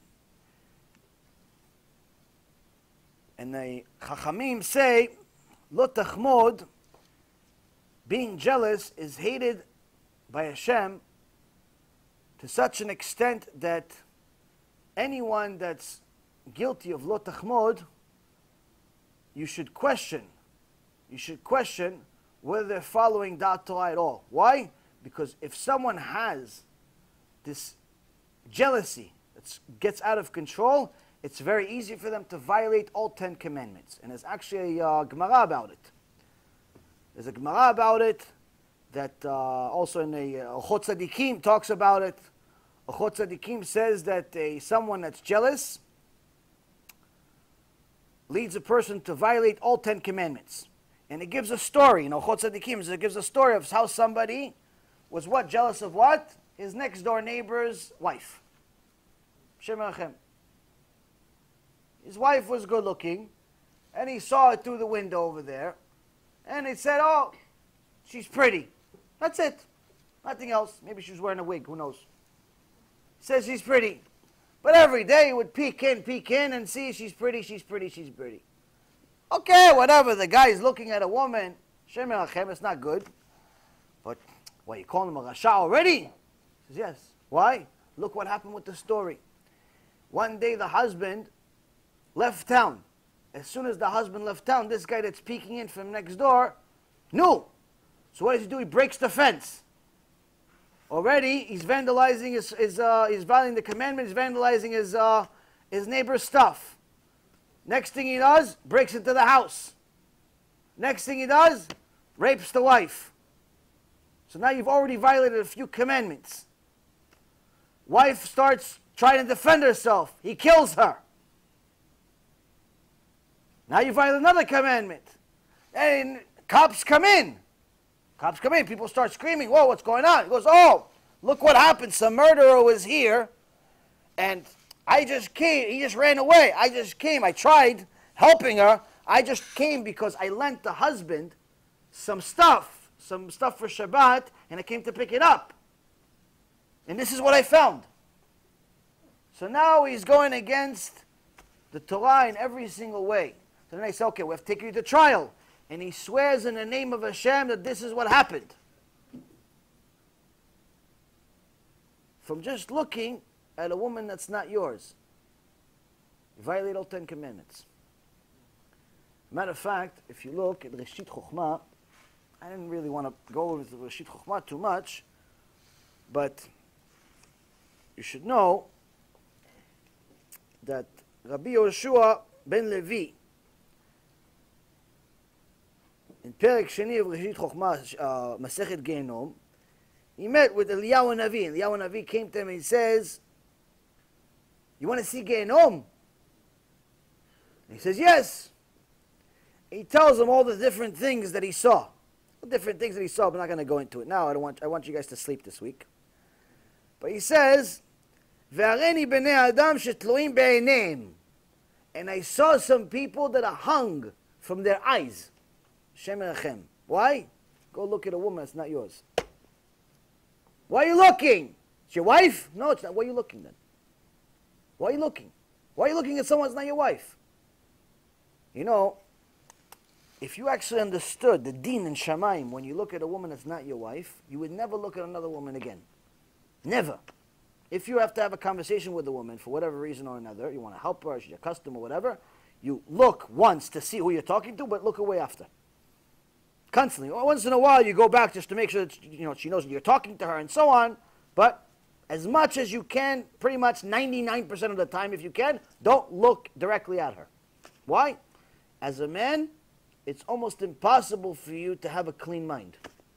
Unless you're davuk for Hashem, unless you're glued to Hashem. It doesn't matter if she could be 95 years old, she could be 15, she could, anything. Anything. Your Yetzirah does not have limitations. Does not have limitations. Maybe thinking about what Rabbi Yoshua saw in Gaon, maybe it will help you a little bit. Break that rock.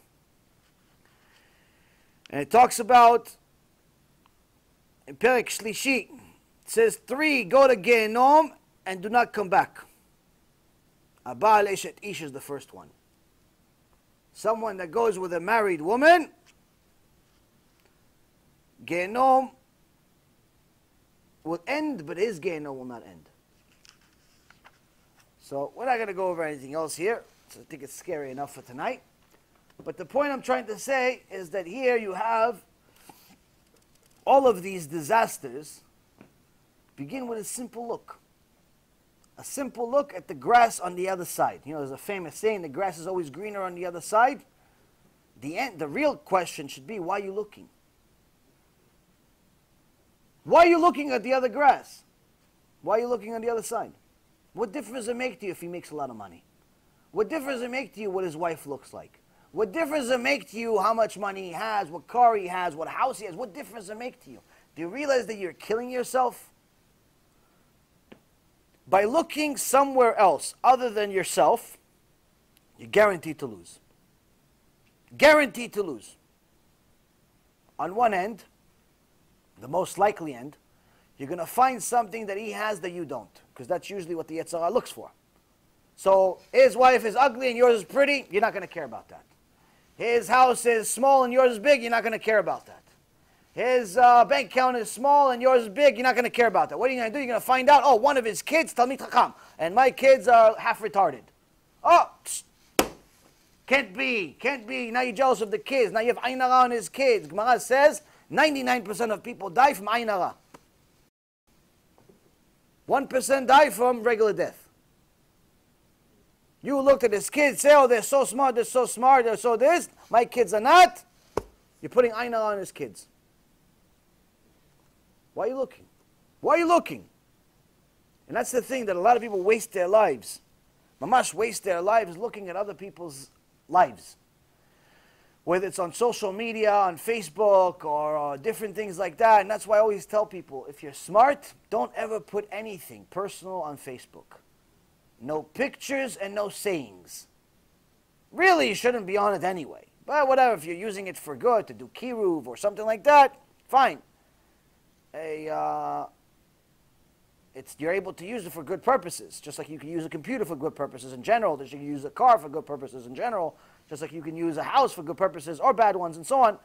But the point being is that to use any of these vehicles that Hashem gave you just to publicize things about your life is the stupidest things in the world you can do. First of all, you're leading other people to sin. If you're a pretty woman, even if you're an ugly woman, doesn't make a difference. You're showing yourself immodest, you're showing yourself in general. Someone's going to sin because of you. There's a very scary movie that came out recently, in the last couple of weeks, of a woman that had a near-death experience maybe some 10 years ago, or a little less than 10 years ago. She had a near-death experience. She was a balat tshuva, that she did tshuva, and she used to be a model when she was young. She was like 16 years old. She was a model. And then she discovered Hashem and so on and so forth. Did tshuva, got married, had kids. And initially, she covered her hair with a mitpachat, with a kerchief, with a tichel. And everything was fine. But then she moved to a new neighborhood, and she started seeing that this new neighborhood, also Haredim, also religious, but more people wearing wigs. So she decided, wait, this is allowed to wear these wigs? She decided, okay, I'll wear a wig. So she started wearing a wig, and she tells the story herself. She starts wearing a wig, and the wigs become more and more stylish. And she says, oh, the clothes become more and more stylish, a little tighter, a little this, a little shorter. She said herself, I started cutting my skirts a little bit, just an extra 2 inches. Why? I wanted to fit in. They were wearing it right to the knee. I'm wearing it right to my knee. They're wearing tight clothes. They're doing Haredim their whole life. I'm just a balat tshuva. What do I know? Shem Elachem, especially since the rabbi told her it's okay. Her husband told her it's not okay. But she said no, but they both spoke to a rabbi. It was supposedly a big rabbi. And he said, no, it's okay. It's allowed. It's fine. Go ahead. Do it. Go ahead. Do it. Do it. It's fine. No problem. Yeah, we have some rabbi sometime, a million years ago, said it's okay to put a straw in your head, but we're translating it to be hair better than what you have. Fine. Go. Okay. She did it. Little by little, life is good, she says. One day they decide to take a trip, like on a regular day, family trip. They get into a car accident. Her husband dies on the spot. One of her kids is in critical condition. One of them is saved miraculously, and she's in critical condition. And she goes into a coma. And the coma continues, but over here continues. In Shamayim, something else going on, she says. In Shamayim, she goes to the Bedin of Shamayim. She starts seeing things. And she starts seeing all these millions and millions of neshamot. Millions of neshamot yelling at her, you did this to us, we hate you, you did this to us, we sinned because of you, Reshai, da. She's like, I don't know why they're yelling at me. She's crying, she's like, I don't know why they're yelling at me. It's so embarrassing, millions of people are yelling at me, I don't know what I did. And then they show me a movie of my life, and they show me modeling, and me today, and it looks the same. Me modeling as a 16-year-old, and me with the wig and the tight clothes, and it looks the same. And in Shamayim, they didn't like it too much. They said everything that happened started with your wig. everything that happened is your fault. And she says, I took it and I cried to Hashem and I wanted another chance. And when I realized that I actually died, I wanted another chance, and Baruch Hashem, she got another chance, and she says, I accept everything that I got with love, because I know what actually happens out there, and Hashem did a chesed for me, for giving me another chance. The story is much more extraordinary than I tell you. She went to Rav Ovadia, alav shalom, before he died. I mean, this is, again, like I said, like about a 10-year-old story or so, maybe even longer. And Rav Ovadia says, you must publicize this to everyone. Now, I personally never heard it until the movie came out recently. And I'm telling you, if you don't cry hearing this story, you should double check your pulse. You're probably not alive. Yeah. What's the name of the movie? I don't remember, but I think it's something to do with a crown. Something crown, something... I'll send it to you. I'll post it on... I'll post it somewhere. So, now why did she start all of this? Why? Why? What was wrong with the mitpachat? What was wrong with the hat or the scarf and hat? What was wrong with it? Nothing was wrong with it. She saw the neighbor. She saw the neighbor wearing a wig, long, nice, pretty. This looks like she's a 16-year-old model. She goes, why should I wear the shmata on my head? And she looks like she just came off the runway show. If it's allowed, I'm doing it too. Jealousy. Why are you looking? Why are you looking? So jealousy is literally the root of all evil. Every single sin you're ever going to make is usually going to start with your eyes. And that's the reason why Shem Rachem, the Sfarim HaKadoshim, say that the first thing that happens after a person dies, if they're wicked, the demons that come to punish him immediately, before he even gets to Shamayim, first thing they do is they break his eyes. Why? Because he violated what following his heart, because he saw something. He saw something. Don't look. Don't look. Watch your eyes. And people really don't understand what it means to watch your eyes. In the Gemara Masechet Shabbat, there's a few different things. In page 64, it says, Moshe Rabbeinu, when he saw the Am Yisrael come back from the war against the Midianites, he saw that they're bringing a korban. He goes, why are you bringing a korban? What, did you make another? This was after the whole thing that happened with Balak and Bilam, when Am Yisrael sinned with the non-Jewish women, and Hashem put a plague on, 24,000 of them died, he almost killed everyone. Then Pinchas came and killed Zimri and Cosby and stopped the whole thing. So Hashem says, now you have to go fight them. You have to go fight the Moabites. Why fight them? Go take revenge. Okay, so Am Yisrael, tzaddikim, did tshuva, chatanu, avinu, pashanu. They go to war, start killing people. Why? Because you made a sin. You almost killed the whole nation. Fine. They come back from the war after they won. And no one died. Why? They did tshuva. You do tshuva, Hashem fights the war for you. Adonai lachem lachem, v'atem techarishun. Hashem fights your war, you should remain silent. Meaning, you go with the spear, but in reality Hashem is shooting. You go with the tank, but in reality Hashem moves the bullets. You're not really, you're making it look realistic. That's all it is. So now they come back from the war. Moshe Rabbeinu says, what's this korban? You guys, all right, again made a sin? What, you go with the Midianites also, like you did with the Moabites? He goes, no. Chas v'shalom, Moshe Rabbeinu, chas v'shalom. We didn't do it again. He goes, so what's the korban for? He says, because we looked. We looked at them. The truth. Chatanu avinu pashan. We didn't sin with them. We looked at them. So we have to give korban. Do you understand? Looking at them is a sin. Looking at the girl that's not your wife is a sin. כל המסתכל באצבע קטנה של אישה כאילו מסתכל במקום התרופה. Whoever gazes at even the little finger of a woman where her ring is, a wedding ring, it's considered in Shamayim as if he looked at the place of her nakedness. Don't think that just because it's her finger, it's no big deal. Oh, just because it's her face, no big deal. It's her ear, it's her hair. Everything's a big deal. Kol ha'isha erva. The entire woman is considered nakedness if it's not your wife. Stop looking. Stop looking at women that are not your wives. Why you ruin your life? You must ruin your life. Why are you going to think about it all day? You're going to think about it all night. You're going to make sins. You're going to think. You're ruining your life. You're going to look at your wife, you're going to look at her. You're going to look at your wife, you're going to look out. Once in a while, she's going to look better than your wife. Now what happens? You're going to start thinking, oh, he has, I don't. He has, I don't. Ruins your life. Mamash ruins your life. Yes?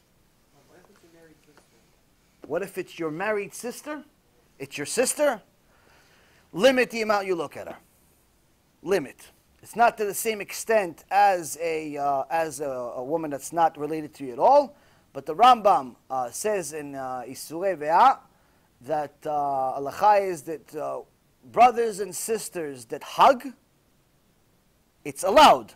But he says it's only a ma'aseh tipshim. It's only the deed of stupid people. It's allowed, technically. A brother and sister are allowed to hug each other. But it's only stupid people do it. Why? Who knows?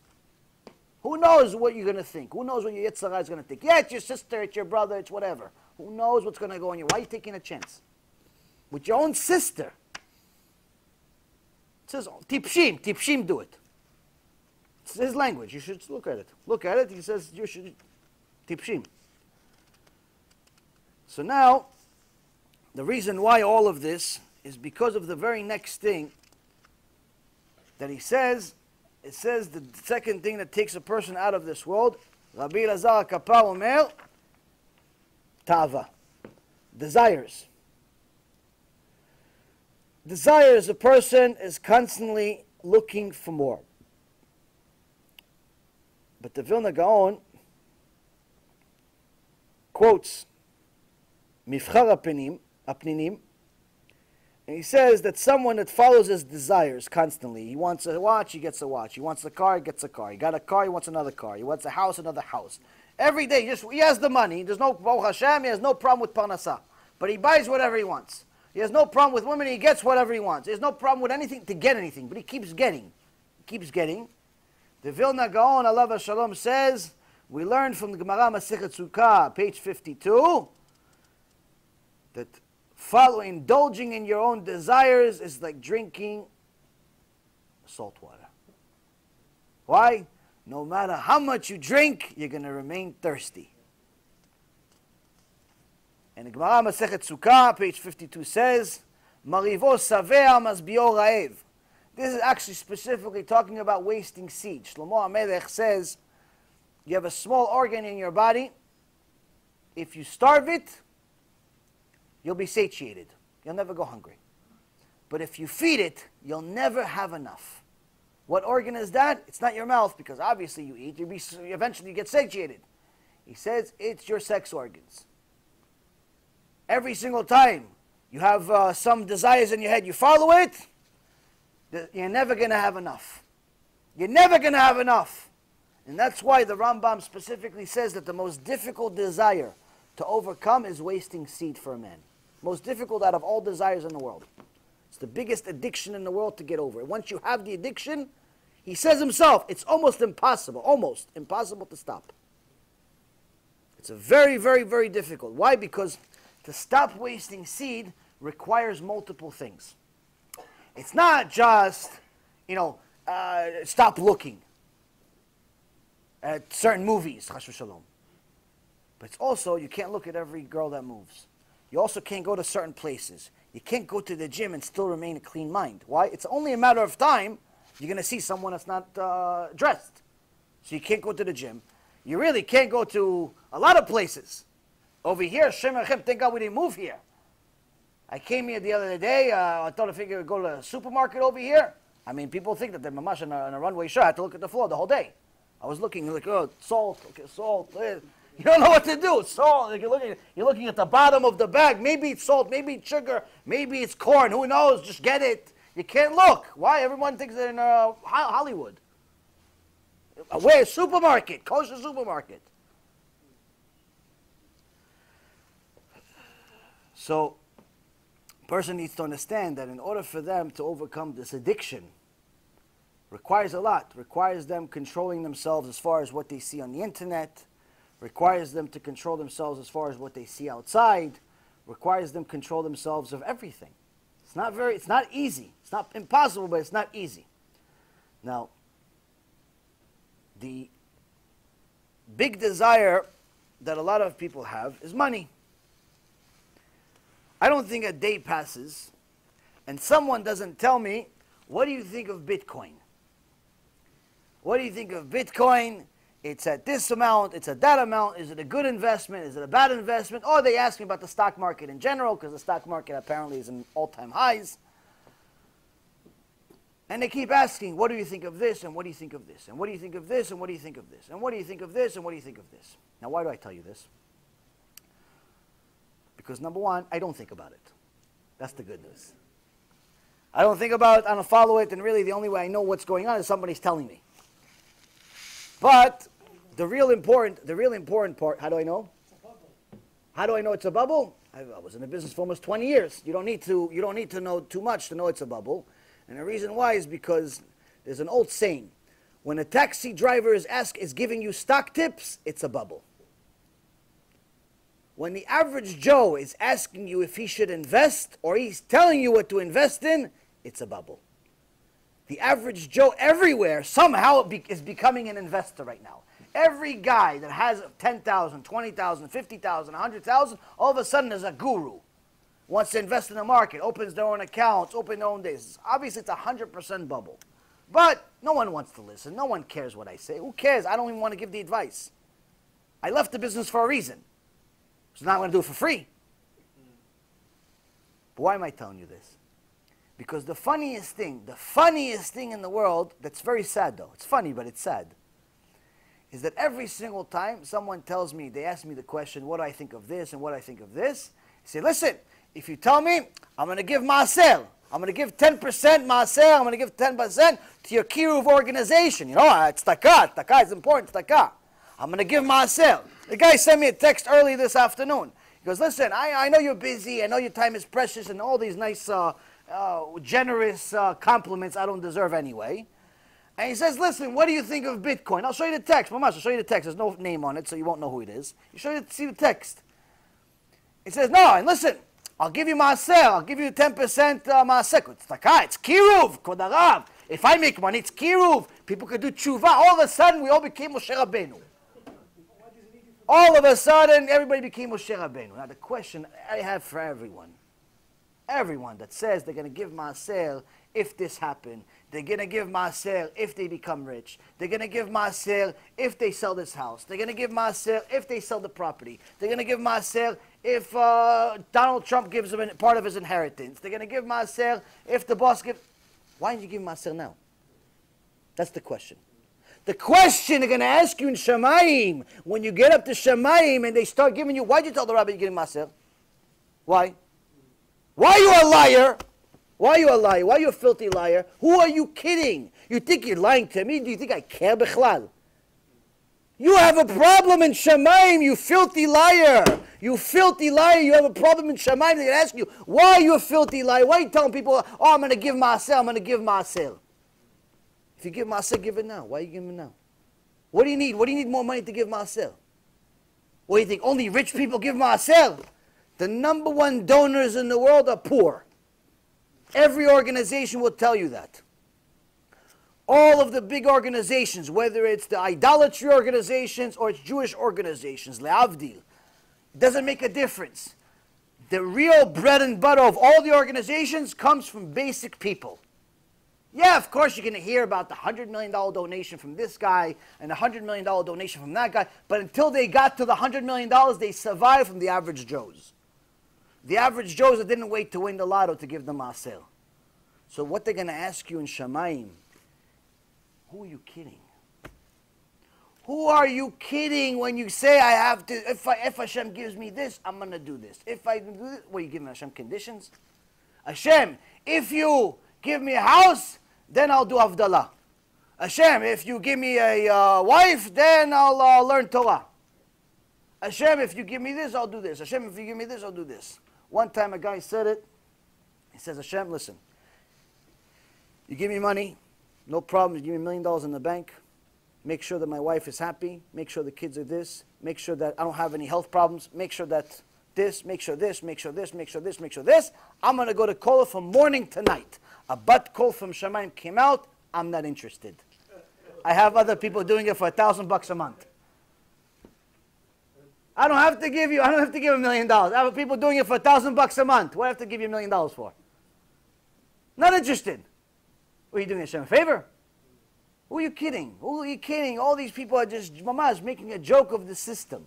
Oh no, if you do this, I'm going to give you maaser. Wait, you need your maaser? Hashem will provide one way or another. But why are you lying for your own sake? For your own sake. Maybe, just maybe, if you think about it for a second, maybe the maaser today is worth a lot more in Shemaim than the maaser when you have 100,000. If you have 100,000 in the bank and you didn't give maaser, you should know you're a thief. Why? You didn't give $10,000. Now everyone thinks, myself included, when I used to have money, I was certain that I'm giving plenty. I was positive. Positive. I mean, I bought Sefer Torah. I would donate to a Beit Knesset anytime I saw it. Not that often, but every time I saw a Beit Knesset, checks, no problem. No, I didn't have the bidding war. I didn't do, they do bidding wars in Sephardic shuls. When there's aliyot, you want to buy. This guy says 1,000. This guy 10,000, 5,000, 2,000, 3,000. There was no competition. Why? I just throw off a big number, and no one would compete with it. And they'll tell me, listen, what are you doing? You can compete. Maybe you can get it for cheaper. I'm like, I don't care about cheaper. I just want to give. Tzaddik, whatever you want to say. That's, there's compliments for somebody else. Point is, I didn't care about the money. I just wanted to give. I just wanted to give. And no, you get a discount. Discount for what? What is this? Groceries? But the point is that I thought with that type of attitude, since I didn't really care about money much, to me it's just a tool. It's like a hammer. Anybody comes to my office, wants money, I give him money. Anybody needs a loan, I give him money. Anybody needs an investment, I give him money. I figured I'm giving plenty. You know what's the proof I wasn't? Proof, for sure. I know for sure I wasn't. I gave tons. I gave 7 figures. You could do the math. 7 figures I gave. For sure. Not talking about I gave 10,000, 20,000. I gave over $1 million. Still not enough. Know how I know for sure I didn't give enough? I lost it. What's the proof? Maaser v'titasher. You give maaser, you titasher. You give maaser, you become rich. There's no way you're going to give maaser and become poor. Nagdimon ben Gurion. Gemara says he's one of 3 people that Hashem stopped the sun for him.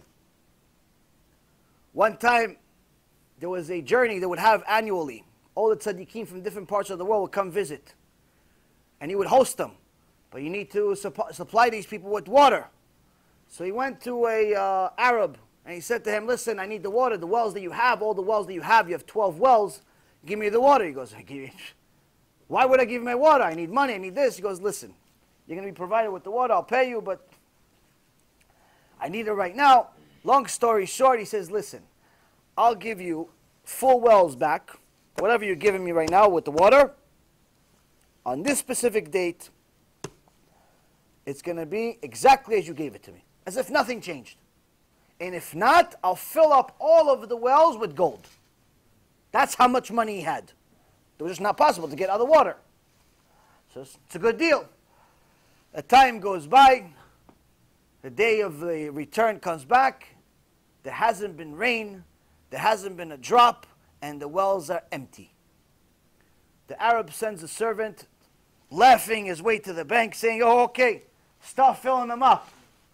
Nagdimon says, hold on a second. I said I'm going to pay you at the end of the day. He goes, at the end of the day, if it starts raining right now and it stops tomorrow night, it's still not going to be enough. He goes, don't worry. I have a deal. I'll honor the deal. But the deal's not over yet. I have till the end of the day.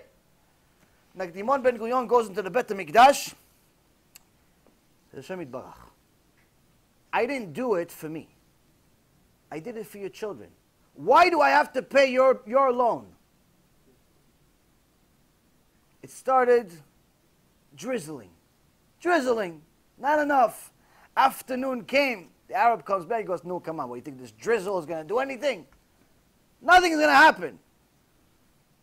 Hold on a second. He goes back to Bet HaMikdash, starts praying again. Hashem Yitbarach.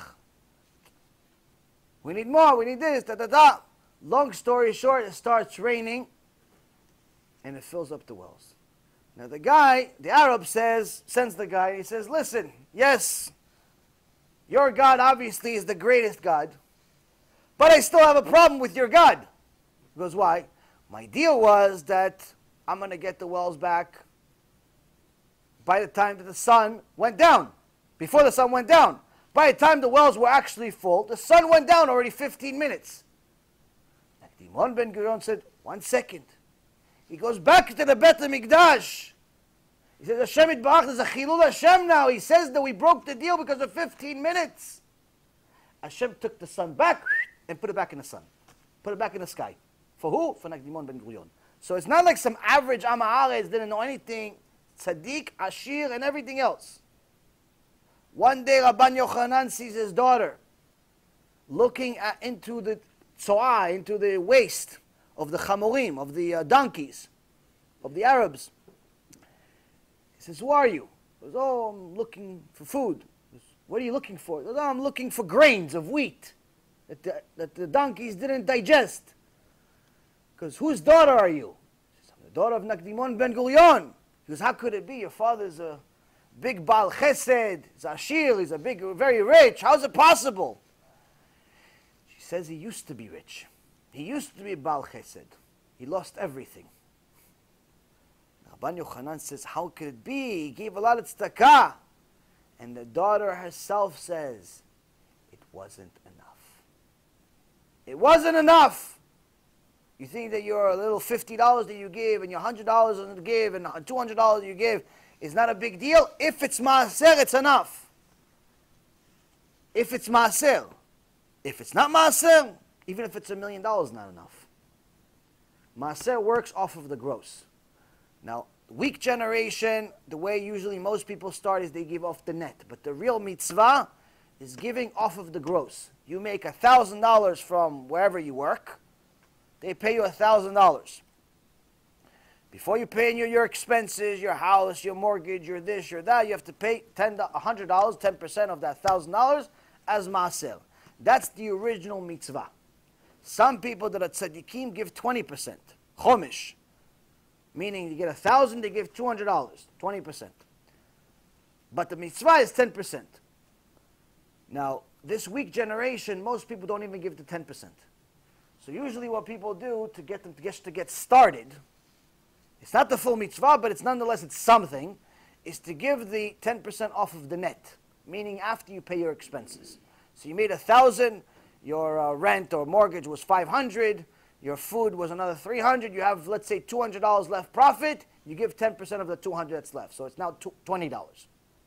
It's not really maaser, but it's at least something. It'll get you used to giving.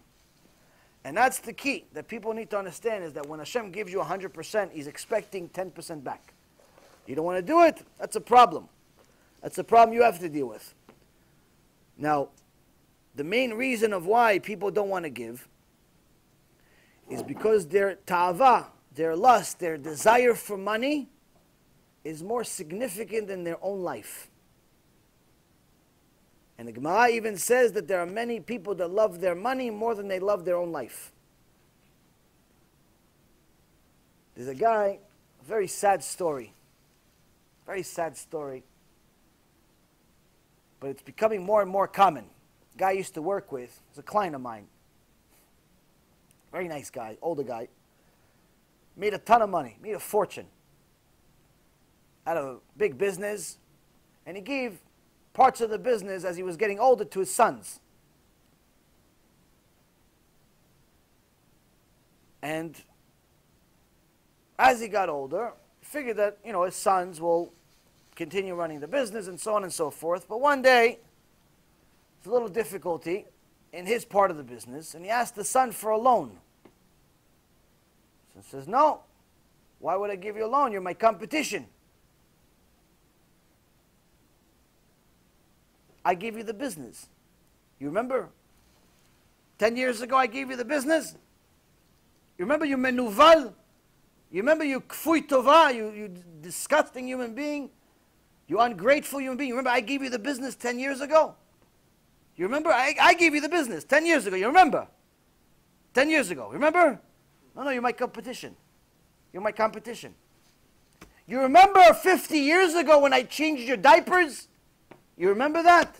That's what they're going to show you in Gaon. Only they're not going to change your diapers. You kfui tova. A son that does not help his father has no share of nothing. Not this world or the next. You should be willing to die for your father. You should be willing to die for your mother. Die, mamash die. Why? They gave you life.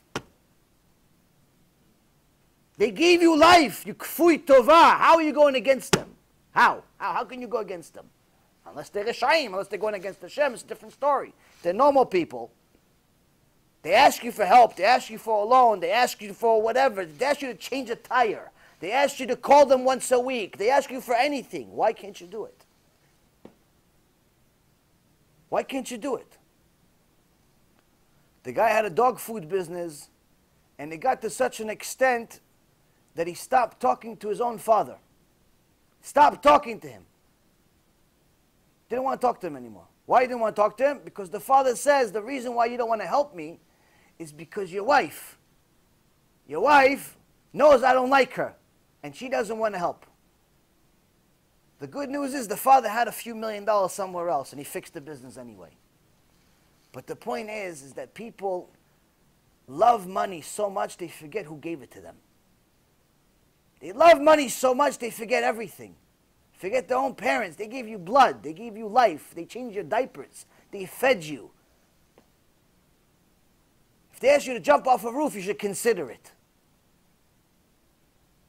But you don't want to help them. Why? Maybe he's going to take what's mine. Now you should know, if you believe that if someone opened a store next to you, if someone opened, you have, let's say, a jewelry store, or a candy store, or a whatever store, bookstore, any store, and someone opened a store right next to you, not next door, down the street, right next to you, mamash next to you, so there's no doubt it's competition. No doubt. If you believe for a moment that he's going to steal your parnasah, you are 100% a kofel. It's kfirah in Hashem. Why? You think he's in charge of parnasah? You think he's in charge of what Hashem's going to give you? You think he can get in the way of the hand of Hashem? Where'd you learn your Torah? In a garbage pail? Where's your emunah from? The Christians? You think he can take your parnasah? But people don't think about things like this. Why? Money blinds them. Blinds them, makes them deaf, makes them stupid, makes them forgetful, makes them everything. It says it in the Torah. So the ta'ava of money, it's one of the worst things you could possibly have, and if you don't control it, it becomes mamash a disease. And the last one is kavod, glory. Rav Dessler, alav shalom, built a huge yeshiva, very successful, with a lot of Talmidei Chachamim in England. And one day he was asked to become a Rosh Yeshiva in Ponevezh. Ponevezh was just starting out at the time. It wasn't a big, huge Talmidei Chachamim. So now, why are you going to leave your yeshiva you built after a couple of decades? You're going to leave that to go with a bunch of starters in a different country, in a different place. Why would you do it? All the kavod you're getting is not because of the new students. You're getting because of the old students. Look, this one wrote a book. This one wrote 3 books. This one's a teacher. This one's a rabbi. This one's this. That's the kavod. 20 years you're working for it, right? Rav Dessler left on the spot. Why? He says someone that does Retzon Hashem runs away from kavod. He goes, looks for new students. Not for the students that already accomplished that he gets all the kavod from. Rather, he replaces them with the students that not only you don't get kavod for, they give you headaches.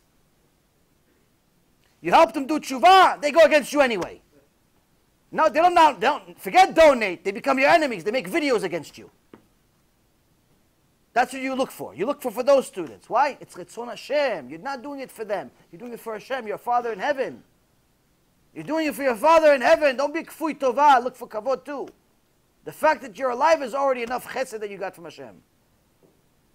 People look for kavod non-stop, mamash non-stop.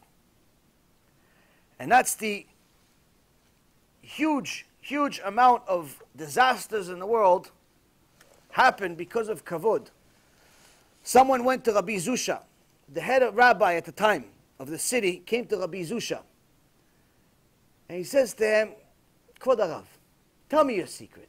How are you so always happy? Why are you so happy? He says, well, first, I'm going to tell you why you're not happy. And then I'm going to tell you why I'm happy. He goes, I didn't ask you why I'm not happy. I'm asking you why you're not. He goes, I'll tell you. He goes, see, you, Rabbi Zusha tells him, because you are the head rabbi of the city. You're the head rabbi. You get an invitation for a wedding, right? Yes. You went to the wedding. Yes. Now you're expecting that now you're head rabbi of the city. You got invited to the wedding. You're going to do the chuppah and kiddushin. But then you don't. They don't invite you to do chuppah and kiddushin. So you say, oh, they're not going to give me chuppah and kiddushin. So at least I'll be one of the witnesses. There's 2 witnesses. I'll be one of the witnesses. But no, they pick 2 other people. Okay, I'm not going to do the witnesses, but at least I'm going to be one of the people who does Sheva Brachot.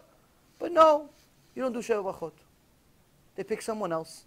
Oh, so I'm not going to do that, so at least I'm going to be the one that does Birkat Hamazon. I'll do the Zimun. And no, they pick someone else. So your entire life is full of disappointments. He says, is that right? He goes, it's exactly right.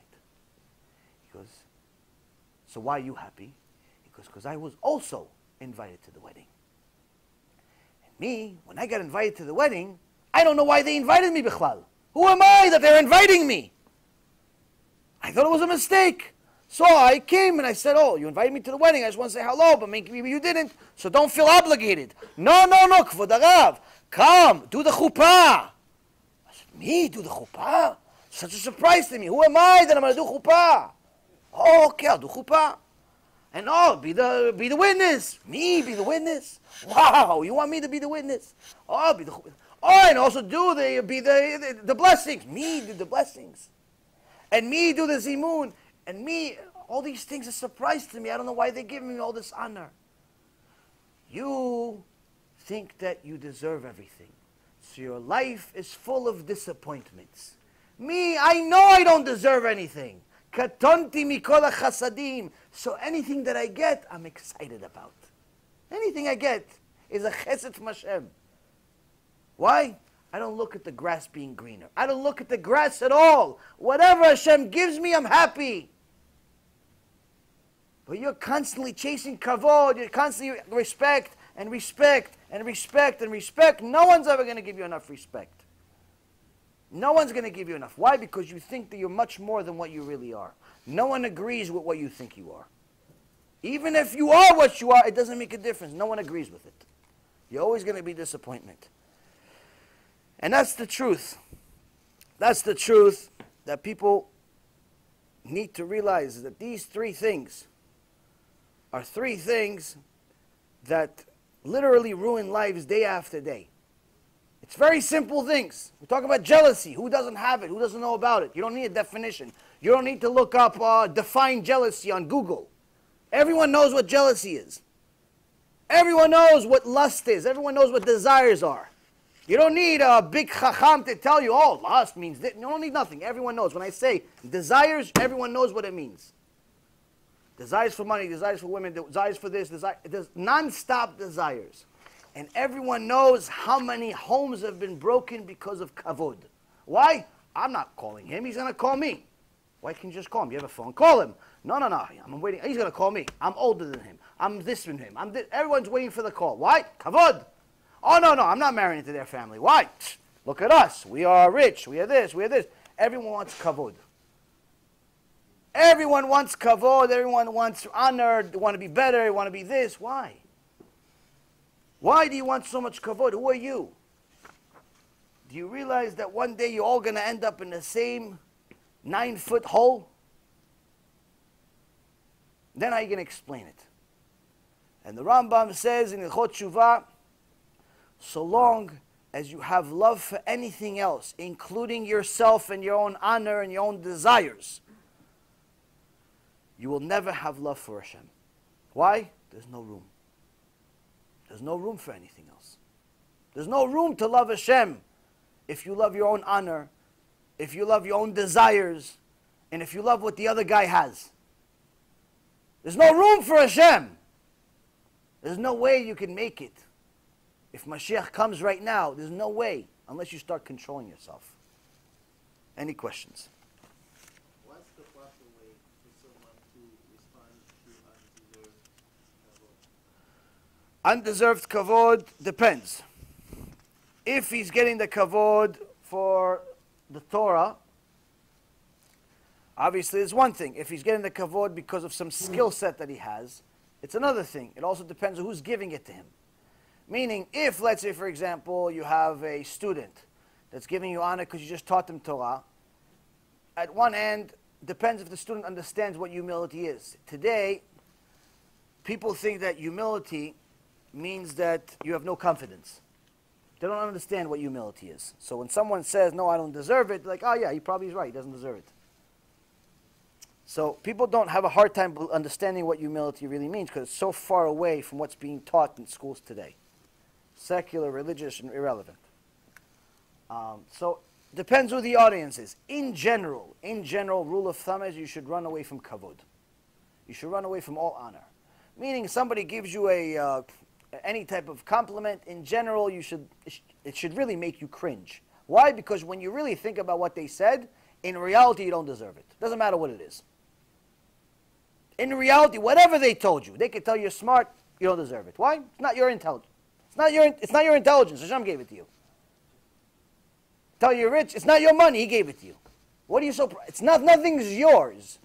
So what are you so proud of? The Ramban in Igeret Ramban says, being arrogant is like stealing the king's robe and pretending you're the king. Okay, you may be wearing the king's robe right now, but it's not you're not the king. It's a joke. It's mamash a joke. What are you so proud of? So in reality, when someone gives you honor, it should make you cringe. It should make you feel uncomfortable. If it's not making you uncomfortable, at the very least, you shouldn't necessarily agree with them. You should always reply with Baruch Hashem. Always from Hashem. It's not me, it's Hashem. Always look for an opportunity to sanctify Hashem's name, even if the other person doesn't understand it. If he doesn't understand it, you should probably find new friends. But anyway, you should, in general, remind people that everything and anything that you have comes from Hashem and nothing is from you. Not your intellect, not your looks, not your bank account, not your wife, not your kids, not anything. Nothing is you. Nothing, zero. And that's actually the next Mishnah talks about it specifically, and I'll just mention it briefly. Briefly, this part, and it just reminds us of something that none of us really understand. Yet, it says that when somebody leaves this world, they become aware. What do they become aware of? He's the fashioner. He's the creator. He's the discerner. He's the judge. He's the witness. He's the plaintiff. He will be judged. He will be the judge also. He doesn't forgive. There's no favoritism. There's no bribery. Everything is his. Everything is in according to its reckoning, and so on and so forth. So this Mishnah is heavy. The next one is very heavy. And the point being is that when a person really truly understands, at least to the level that they can understand, the role of Hashem in the world, they should never feel comfortable with any compliment. Because they would know that it's not them anyway. So really, the closer you are to Hashem, the more uncomfortable, and in some cases embarrassed, you feel when people give you compliments. It should make you feel a little uncomfortable. Why? Because it's a joke. And one of the famous stories about Rav Ovadia is that one time he went to give a lecture, and he didn't know that the microphone was on. Maybe 25,000 people in a stadium. And he came with a helicopter, and this was during the Asara Yemei Teshuvah, and he didn't know he sat down, and he didn't know the microphone was on, but he was mumbling something to himself, and he didn't realize that everyone was hearing him. What was he mumbling? To'avat Hashem kol gvalev. It's disgusting to Hashem, anyone that has a raised heart, meaning anyone that's arrogant. Anyone that's arrogant is disgusting in the eyes of Hashem. Over and over and over again. Meaning, don't be disgusting to Hashem by actually thinking that what the kavod they're giving you right now, 25,000 people, is real. It has nothing to do with you. The knowledge is not yours. The intellect is not yours. The Torah is not yours. Nothing is yours. You're nothing. This is the Gdol Adol. Alvay Alenu. Just to remember that verse by heart. Next. Yeah. What would you say about what would be a solution for the addiction of iPhone in this generation? Addiction of iPhones. Well, I mean, first off, listen, first off, a person needs to ask themselves why they have it, why they're using it, for what purpose does it have. If it's simply for calling Ima and Abba and your work, then you don't need it. If you need it for work purposes, it helps your business. You do KIRUV, let's say, or you have a business that requires it for whatever reason or another. That's a different story. Then you ask yourself, do I need this, or can I get something that's, something different? If it's you need it for business, and it's this version, then you have to censor it. Censor it. There's different softwares you can use. There's different softwares you can use to censor it, so at the very least, you don't go to these different websites and see different things that can, torture you at night. But even more than censor, because even censor, if you have a strong enough desire, you'll break the censor too. The reality of it is that not putting yourself in front of, don't make it so easy for yourself to sin. So if you can, make different hurdles for yourself. So for example, don't download any of these apps, whether it be Facebook or it be Twitter or any of these other things. Don't download them automatically if you don't use them for something that's productive for your real life. Not just, if you're posting your pictures on the internet, you shouldn't be on the internet. So first thing is don't download them automatically. Second thing is you should put a hurdle. Give the code of the phone to somebody else. So before you download it, if you have a Yetzirah, I want to download, one of these sites, you have to ask that person the code. So that already slows down. That already slows down your progress. And you feel kind of, maybe I can't reach them. Maybe I can reach them, but they're going to ask you, okay, what do you want the code for? I want to see it. You have somebody that's like following up with you, especially if you're young. Your desires when you're young is much more difficult to control than when you get older. You can give the code to somebody else. You can give access to somebody else, meaning don't have a code yourself. Anyone that picks up your phone can see what you have on your phone. Things like that you can do. But really the most important question is to ask yourself, why do you even have it? What are you using the iPhone for? Are you using it to sanctify Hashem's name? Or are you using it to look at pornography? Are you using it for something that's the toilet, that's useful in the world? Or are you just using it so you can buy stuff on Amazon.com? Now, the reality is that this technology is unavoidable. It's unavoidable. I know in the previous generation, it was a very big thing to go against televisions. If people found out that you have a television in your house, they could even throw your kids out of yeshiva. And they throw you out of the kihlah. It's almost like it turned from having a television in a religious community was worse than mechalel Shabbat. Today, in certain parts of Israel, it's the phone.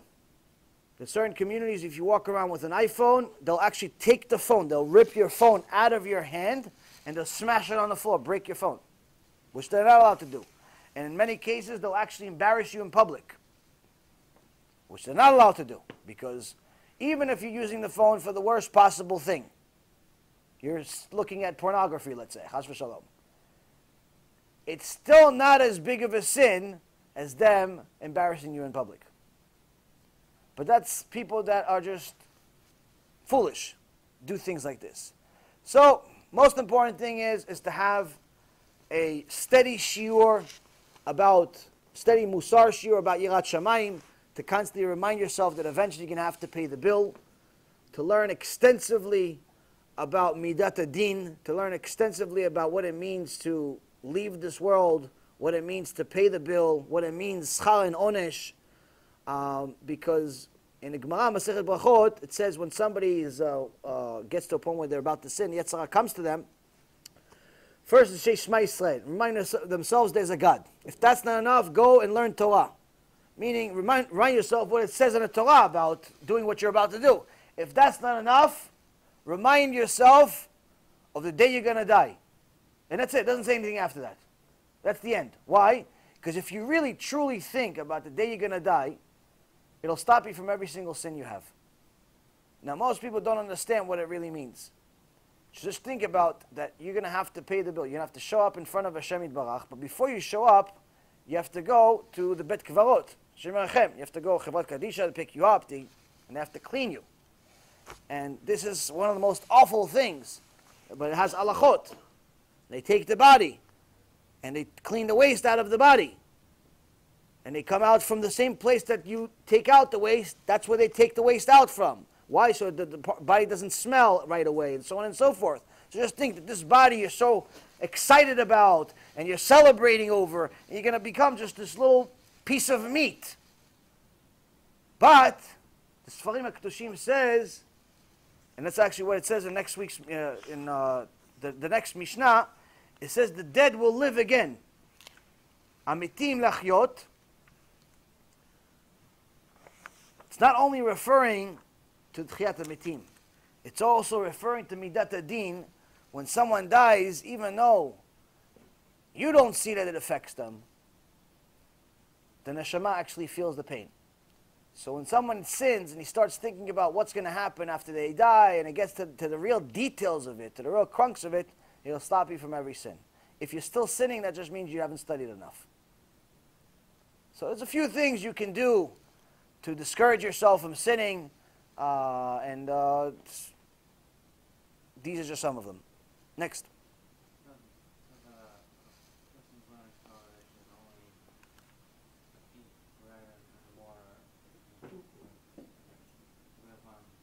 Pat Shachrit.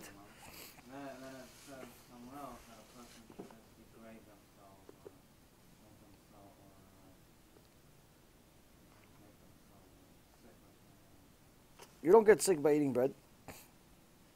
If it makes you sick, then you're not allowed to eat it. No, I mean, like, degrade themselves,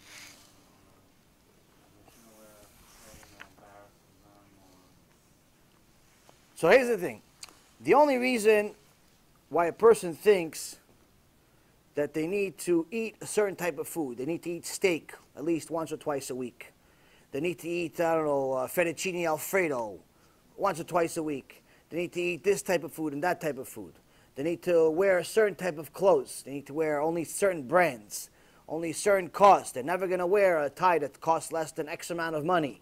They're never going to wear a suit that's less than X amount of money. They're never going to drive a car that's cheaper than an X amount of money. They're never going to live in a house that's worth less than X amount of money. They're never going to live in a community, chas v'shalom, that's less than X amount of money. The only reason is because they're looking for kavod. The only reason is because they're looking for honor. They're constantly looking at the Joneses. They're competing with the Joneses. That means they're very, very, very far away from Hashem. Very far away. So if you think that you need to pursue all of these material things, you need to have a certain car and a certain house and a certain watch and a certain neighborhood and a certain food and a certain everything else, you're still far away.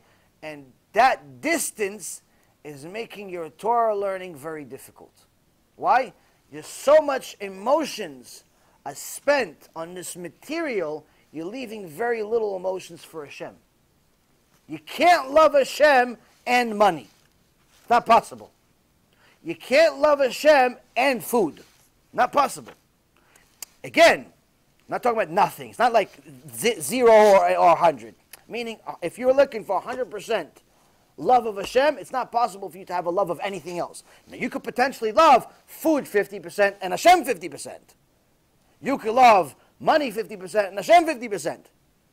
But it cannot be complete. It's always going to be, one is always going to take from the other. One is always going to take from the other. So, as far as thinking that you need to eat a certain type of food, you need to eat to survive. In reality. You need to clothes just to look honorable. Obviously, you don't necessarily need to get to a point of wearing a sack all day and rip clothes. You're not even allowed to. Gemara specifically says if you leave the house in Masechet Shabbat, if you leave the house, Talmid Chacham leaves the house with a stain on their shirt, has no olam haba. Why? It's chilul Hashem. People are not going to be able to learn from such a person. They have a stain on their face, on their shirt, or somewhere else. They're not going to learn from such a person. You lead people to sin. So you have to look honorable, but that doesn't necessarily mean you have to wear an Armani suit for $3,000. That doesn't mean that you have to wear a custom-made suit for X amount of money. I only wear these suits because I have them on Wall Street. If I had today, I couldn't afford any of these suits. So the point is that you have to know where you stand. As far as car, same thing. As far as house, same thing. It's all based on why do you have all these things. Now, no one says you have to, belittle yourself and dishonor yourself. That's actually a sin. But at the same token, you always have to ask yourself, why do I want all this stuff? Why do I want $10 million? Oh, no, I'm going to give tzedakah. Forget the tzedakah. Why do you want the $10 million? If you want to give tzedakah, give all your money now. You don't need $10 million. Why do you want the money? Who are you kidding? Why do you want $10 million? Oh, I have a fancy house. What do you need a fancy house for? So have guests. You can have guests now in a four-bedroom apartment, three-bedroom apartment, one-bedroom apartment you could have guests now. No, I'll have more. How many more are you going to fit? You need a $10 million house for. Get a hotel then. What do you need a $10 million house for? For what? To show off? You're far away from Hashem. Oh, I want a Bentley. Why? Oh, it's Kiddush Hashem. How is it Kiddush Hashem? Do you have a Bentley? Oh, it shows Jews are rich. You don't need to be rich to be Kiddush Hashem. You need to learn Torah to do Kiddush Hashem. Why do you want all this stuff? Why do you want all this money? For what? Oh, the gift tzedakah. Give tzedakah now. I only make $100 a week. Okay, so give 10% of $100. I can give more. We don't need more. We need $10 now. Hashem doesn't need your $1 million. He needs the $10 now. Can you give $10 now? Oh, I don't know. Oh, okay, you're full of it. You're full of it. You're full of it. That's really the reason. You're full of it. Somebody came to a rabbi, said to him, Kvod Harav, pray for me that I win the lotto $10 million. No problem, I'll pray for you. He prayed. Week comes back, he didn't win. No, Kvod Harav, what's going on? No, he said, I give you 50%. 50% I'm giving to the shul. $5 million, I'm giving to the shul. It's $10 million prize. Okay, I'll pray. He prays. A week passes by, nothing. No, Kvod Harav, $5 million. You have to pick it up. Get the Avrichim to join. A month passes, no win. He says, okay, Kvod Harav, I'm leaving. He goes to the church across the street. Hey, you're a priest. Can you pray for me to win the lotto? I'll give you 50%. No problem. Pray for you. Next day he wins. $10 million, clears the bank. He gets a car. He gets one of these fancy schmancy cars. And he drives one of his friends in his new car. And then he passes the church and the synagogue and he starts laughing. And his friends ask him, why are you laughing? He goes, the God of the Jews knew I was lying. That's why he didn't pay me. You want to give tzedakah? You don't have to be a millionaire. You give $10 now? Give $10 now. You give $1,000 now? Give $1,000 now. You give $10,000 now? Give $10,000. You don't have to be a millionaire. Whatever you have, give now. Because the reality of it is that if you want more, ask yourself why. Why do you want more? Why? Why do you want $10 million? Why do you want more money? For what? What are you going to do with it? You going to eat it? What are you going to do with the money? What are you going to do with it? I'm not saying start collecting change in the streets, be homeless. But what do you want so much more material for? For what? A guy helped me out. We had a used car we sold. I knew he was struggling a little bit. So I told him, take the money and give it to me whenever you have, whatever. You sold the car, take the money. And give it to me when you have. He goes, no, you need it. I'm like, I don't need it now. He goes, no, but when you need it. I'm like, when I need it, I'll ask, but I don't need it now. What, am I collecting money? What am I going to do with it? What are you going to do with the money? What do you want $10 million for? Now, of course, a $1,000 test is a very easy test. But the point I'm trying to make to you guys is that you keep asking Hashem. Every time you pray, you ask for more. You ask for more. You ask for more. You ask for more. For what? What are you asking for more for? What are you asking for more? Don't get like this client of mine, former client of mine, Baruch Hashem, that got to such a point that he wasn't even willing to, he loved money so much, he wasn't willing to help his father. His own father he wasn't willing to help, Menuval. What happened to him then? Did he lose his money? Did he lose it? I know he lost his sanity. I don't know if he lost his money. I mean, I'm out of the business. I haven't done business with him in a long time. But I stopped doing business with him. And he's a pitiful human being. But as far as what happened, I don't know. As far as what happened to him at the end, I'm sure he still has a lot of money. But Olam Haba, he won't. The point is that people get too worked up on material, too worked up on the stuff for the wrong reasons. You're asking Hashem to give you poison. Give me more money. Okay, you have a reason? Oh, I'm going to give tzedakah. Give tzedakah now. What else you want money for? Oh, give me more money so I could be happy. You could be happy without money. If you have one real reason of why you want money, real reason, then ask. But until you do, stop asking. It's poison for you. Because as long as you don't have a real reason, it's poison. If you have a real reason, it could be a cure. You want to build a yeshiva? Fine. You want to, I don't know, whatever you need. If it's a real reason, fine. But if it's to buy a fancy schmancy car, if it's to show off to the next girlfriend, if it's to, build a bigger house so you could show that you have, more success and so on and so forth, then in essence you're asking Hashem to give you poison. Why would a loving father give you poison? Next.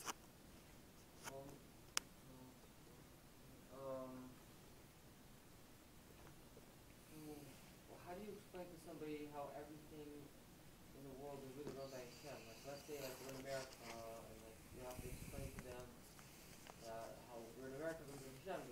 They think, oh no, we're in America, how does that do with Hashem? Not following. Like, how do you explain to somebody that really the reason why we're in America is because of Hashem, or like everything's really run by Hashem in the world? Like it really seems. Like Do they believe in Hashem? Well, I mean, the Sfarim HaKadoshim says that Hashem sent us, in the book of Deuteronomy actually says that Hashem is going to send us to the four corners of the world. Four corners of the world includes America. It means it's every corner, everywhere. Now, in the book of Jeremiah, it says that at the end of days, Hashem is going to save Am Yisrael, not like He saved them in Egypt, but He's going to save them to a higher extent. From where? From the land of the north and from Israel. So it says there's two different places, land of the north and Israel. So Israel, we know where Israel is. Land of the north is what? What's called land of the north? North America. And as you would have it, the most amount of Jews in the entire planet outside of Israel is North America. That's Canada and the United States. So it couldn't be more obvious than that of why you're in the United States, because Hashem specifically put you here because you're going to be part of the end of day prophecy. But I mean, as far as wherever you are today, doesn't necessarily mean you're going to be here tomorrow or next week or next year. But point being is that this is very much a part of the nevuot, the prophecies that Hashem already talked about 3,300 years ago. Yeah. What's considered maaser money? Any income. Any income. If somebody gave you a gift, let's say of $1,000, that's income. If you worked for it, that's income. Anything that's new money. Anything that's new money, it's not your money. But then giving it to someone, anyone who needs money, can you give something? Depends who the person is. There's levels. There's levels of, you can technically give it to everything, but there's levels of, in essence, an investment. If you give it, let's say, for example, the maaser money to a ben Torah, it's definitely worth a lot more than giving it to a homeless person. Even though the homeless person may very well need it, it seems like more than the ben Torah does, in Shamayim, the ben Torah needs it more. It's much more rewarding to give it to a ben Torah, and the reason why is because you were brought to the world to publicize Torah much more than you were brought to the world to finance homeless people.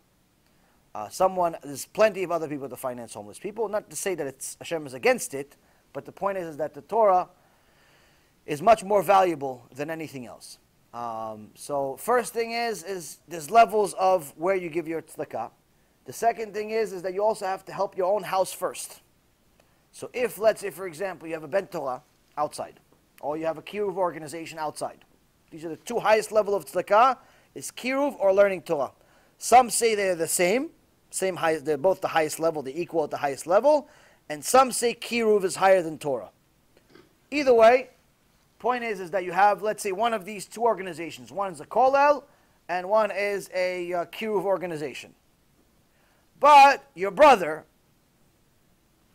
is struggling, doesn't have food to feed his kids. You have to help him first. You have to help him first. Why? It's your house. It's your house first. So if he's getting from somewhere else, you can give him part, and you give part to the KIRUV, but you have to help your own house first. You can't allow your own family to die in front of you. I mean, it's not. It could be a chilul Hashem.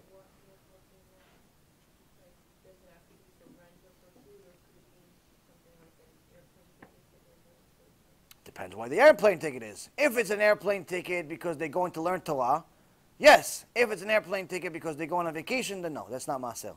That's not helping. That's a gift. It has to be help. It can't be gifts. Gift is a gift. You want to give somebody a gift, give them a gift, give them as much as you want as a gift. But masel has to be helpful, meaning it has to be to a needy place. Someone that needs it, not just someone that wants it.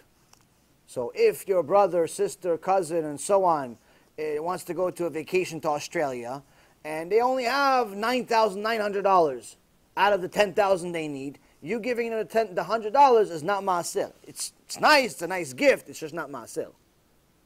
Ma'aseh is if the person needs it for a purpose of fulfilling the will of Hashem. So survival, food, rent is fulfilling the will of Hashem. They have to survive. Learning Torah is the will of Hashem. Doing tshuva is the will of Hashem. Going on vacation, not so much. More of the will of us. More of our desires. So you could give him a gift, it's just not ma'aseh. Enjoy giving him a gift, just don't think it's ma'aseh. What if that money would be either way, the rent has to be paid, but the person wants to go on this trip to visit a family member in Israel? I still can't help them pay for the ticket. Repeat that again? Let's say the person needs the money, they need it to rent, but they want to go to Israel to visit a family member, and they need money for the ticket. I'm still not allowed to give my money to the towards the airplane ticket if it might be covering the rent, but I wouldn't know. Yeah, I mean, if they have enough money to go on vacation, they don't need your help. That's really what it comes down to. If they have enough money to go on vacation, they don't need your help. It's nice, but they don't need your help. It's not ma'aseh. They don't need your help. It's nice. It's a nice gift. It's the mitzvah that you'll get in Shamayim is drastically higher if you give it to a KIRUV organization or a Ben Torah or kollel, something that's involved with Torah, is much more valuable in Shamayim than paying for somebody's vacation. It's similar to comparing if somebody wants to pay for their car. They need help to pay their car, but they have a Lamborghini that's, I don't know, a few $1,000s a month. You giving them, a few $1,000s a month to help them pay for their fancy schmancy car, it's not ma'aseh. Why? They could buy a very cheap, cheaper car. They don't need to get a car that's $3,000 a month. You understand? So that's also another thing. It depends. It's if the person is living a high life, you paying for their high life is not tzedakah. It's not ma'aseh. And again, going on vacation is not necessarily high life. It's just that it's not ma'aseh. It's not ma'aseh. You don't necessarily need to do din v'cheshbon of what they're going to do with the money, but you should try your best to aim your tzedakah as an investment, a spiritual investment, not just a monetary investment, a spiritual investment. Where is it going to get me the most amount of mitzvot? Now, if I give it to this person that's going to go to Israel, let's say it's masel. Let's say it is masel. Let's just agree. Let's say some big chacham comes here and tells us, you know what, guys? It's your brother, it's your sister, it's your cousin. They're going to Israel. It's mitzvah to go to Israel. It's masel. Let's say it's masel. Fine, no problem. $100 goes to masel. So also, how many mitzvot comes out of this mitzvah going to Israel? Okay, go to Israel is mitzvah. Once they go to Israel, maybe they're going to go to Beit Knesset. Okay, so maybe we're going to have a part of the mitzvah of them going to Beit Knesset. So we got a second mitzvah. and maybe they're going to eat kosher food. Okay, we got a second and third mitzvah. Or and maybe they're going to kibud avayim, maybe they're going to visit the parents. It's another mitzvah. Let's say in the whole trip of 10 days, we got 10, 15 mitzvot. Great, right? Now, on the other hand, you give it, same $100, you buy 100 CDs. 100 CDs are given to 100 different people. Out of the 100 CDs, only 20 actually listen to the CD. 20. Out of the 20, let's say we have horrible statistics and only 5 do tshuva. 5. You know what? Make it worse. Let's say only 1. 1 does tshuva out of 100 CDs. It's horrible. Should quit. But let's say only 1 does. Tshuva out of the CD. 1. Every single mitzvah that person ever does from that day until they die goes to your account. Meaning it's an endless amount of mitzvot. Every day, just for shachrit, you already made 50-something blessings. For shachrit, he said amen 50 times, the mitzvot. For every time he ate, every time he blessed something, every time he gave tzedakah, every time he learned Torah, every word he reads in the Torah, every letter in the Torah is a mitzvah. He reads one verse in the Torah, that's already 30, 40 mitzvot. So you're part of what, one CD, you have endless mitzvot from that person. Or if it's a ben Torah, you give it $100 to a ben Torah, he survived, whatever, he paid for his kids' tuition, or they ate sandwiches finally with some meat on them for the first time in a few months. So they survived that month. But now that you bought yourself a portion of time for his month. You bought, let's say, I don't know, a day or 2 days of his time of that month. 2 days worth of learning Torah. Each day, an average avrech could be making over 500,000 mitzvot. 500,000 went into your account. So you compare. So even if the $100 to the brother or the sister or someone else is a mitzvah, is maaser, it's 15 mitzvot versus millions. So again, even if it is a mitzvah, it's not really the smartest investment. You understand? It's like, okay, it's 15, but versus a million. If I told you, listen, you take your $100, you put it into one bank, you get $115 at the end of the year. 100, you get 115 back. You put it in the other bank, you get $1 million at the end of the year. Which one do you put in? $1 million. That's it. You don't have to be a genius. It's $1 million. Simple. It's like Bitcoin before it blows up. Bitcoin. Somebody said that if you invested in Bitcoin several years, 10 years ago or something like that, you made hundreds of millions of dollars. It's, by the way, it's all bogus as far as these statistics that people do, because the price of half a penny that they say that things used to be, it wasn't there for like months and months and months of time where anyone actually had a real chance to buy it at that price. You know, so that's also one of the ways that they exaggerate things. It's really not. It's really, I mean, yes, it went up in value, or at least in price it went up, not necessarily in value. But point is that don't fall into the hype. Anything else? How come when a person makes a vow in his head in terms of money and giving tzedakah, how come it's just the same as Repeat that again. If somebody made a vow to give tzedakah, why is it the same as? in his head? He never said he thought, yeah. Oh. The Gemara talks about it, of how if somebody made it already a commitment in his head, technically should be judged as if he already said it. But there's a few opinions on that. It's a few opinions on that. In general, you should deliver on your promise unless that promise is bad for you. Meaning that you made a promise to give $100 for a certain organization, but then you find out that that organization is full of liars and cheaters, then you made that promise based on a false pretense, so that's a very easy situation to get out of. Why is it the same?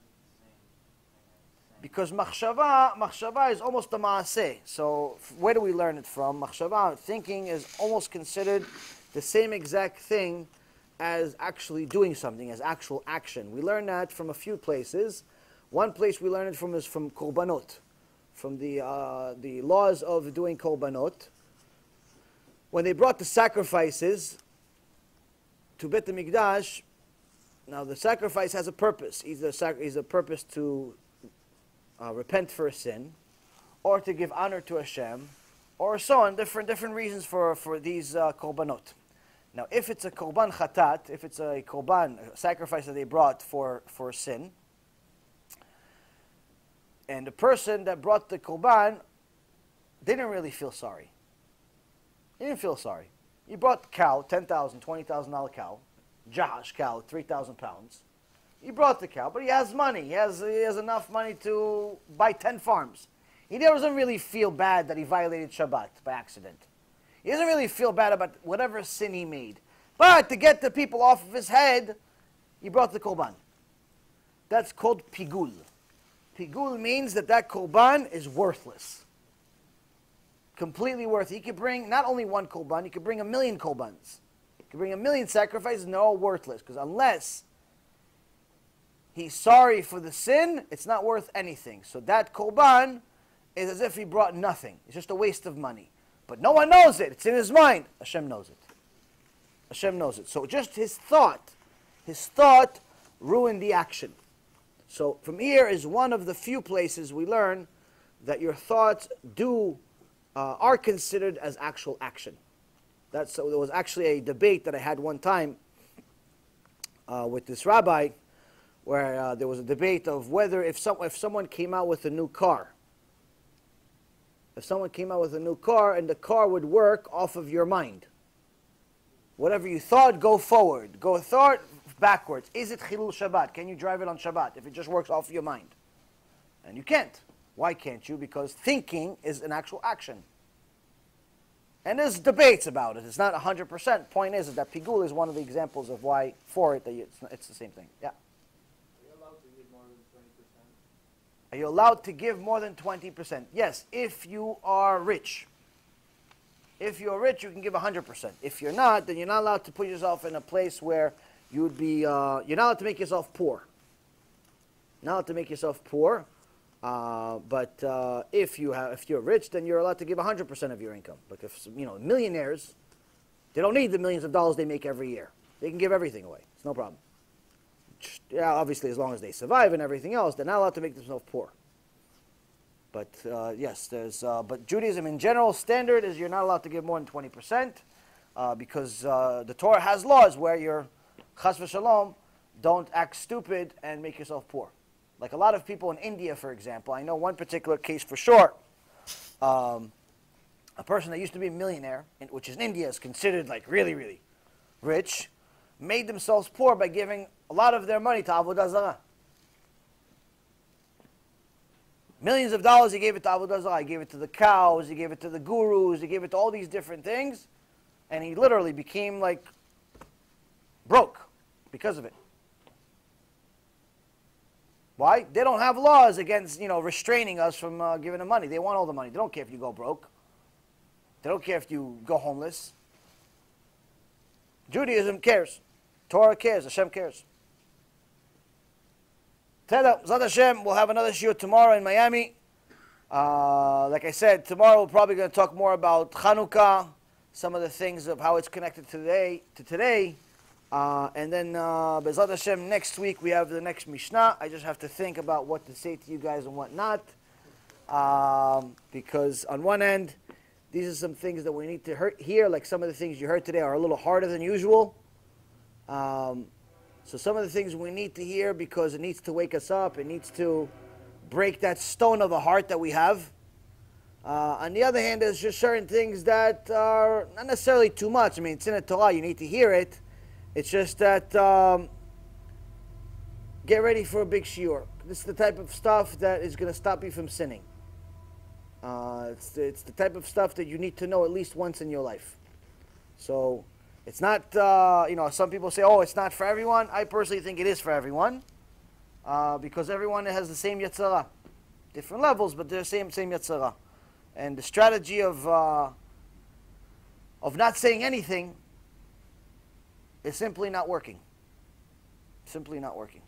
So again, it's not 100% sure. I still have to double check a few things. But either way, it's definitely going to be a shiur about things that are beyond the scope of our traditional shiur, just the level of it. I'm not really 100% sure yet. But Be'ezrat Hashem, we'll have the Siyata Dishmaya. We'll learn together, we'll do together, and Be'ezrat Hashem tomorrow again we have another shiur. Baruch Adonai Leolam. Amen ve'amen.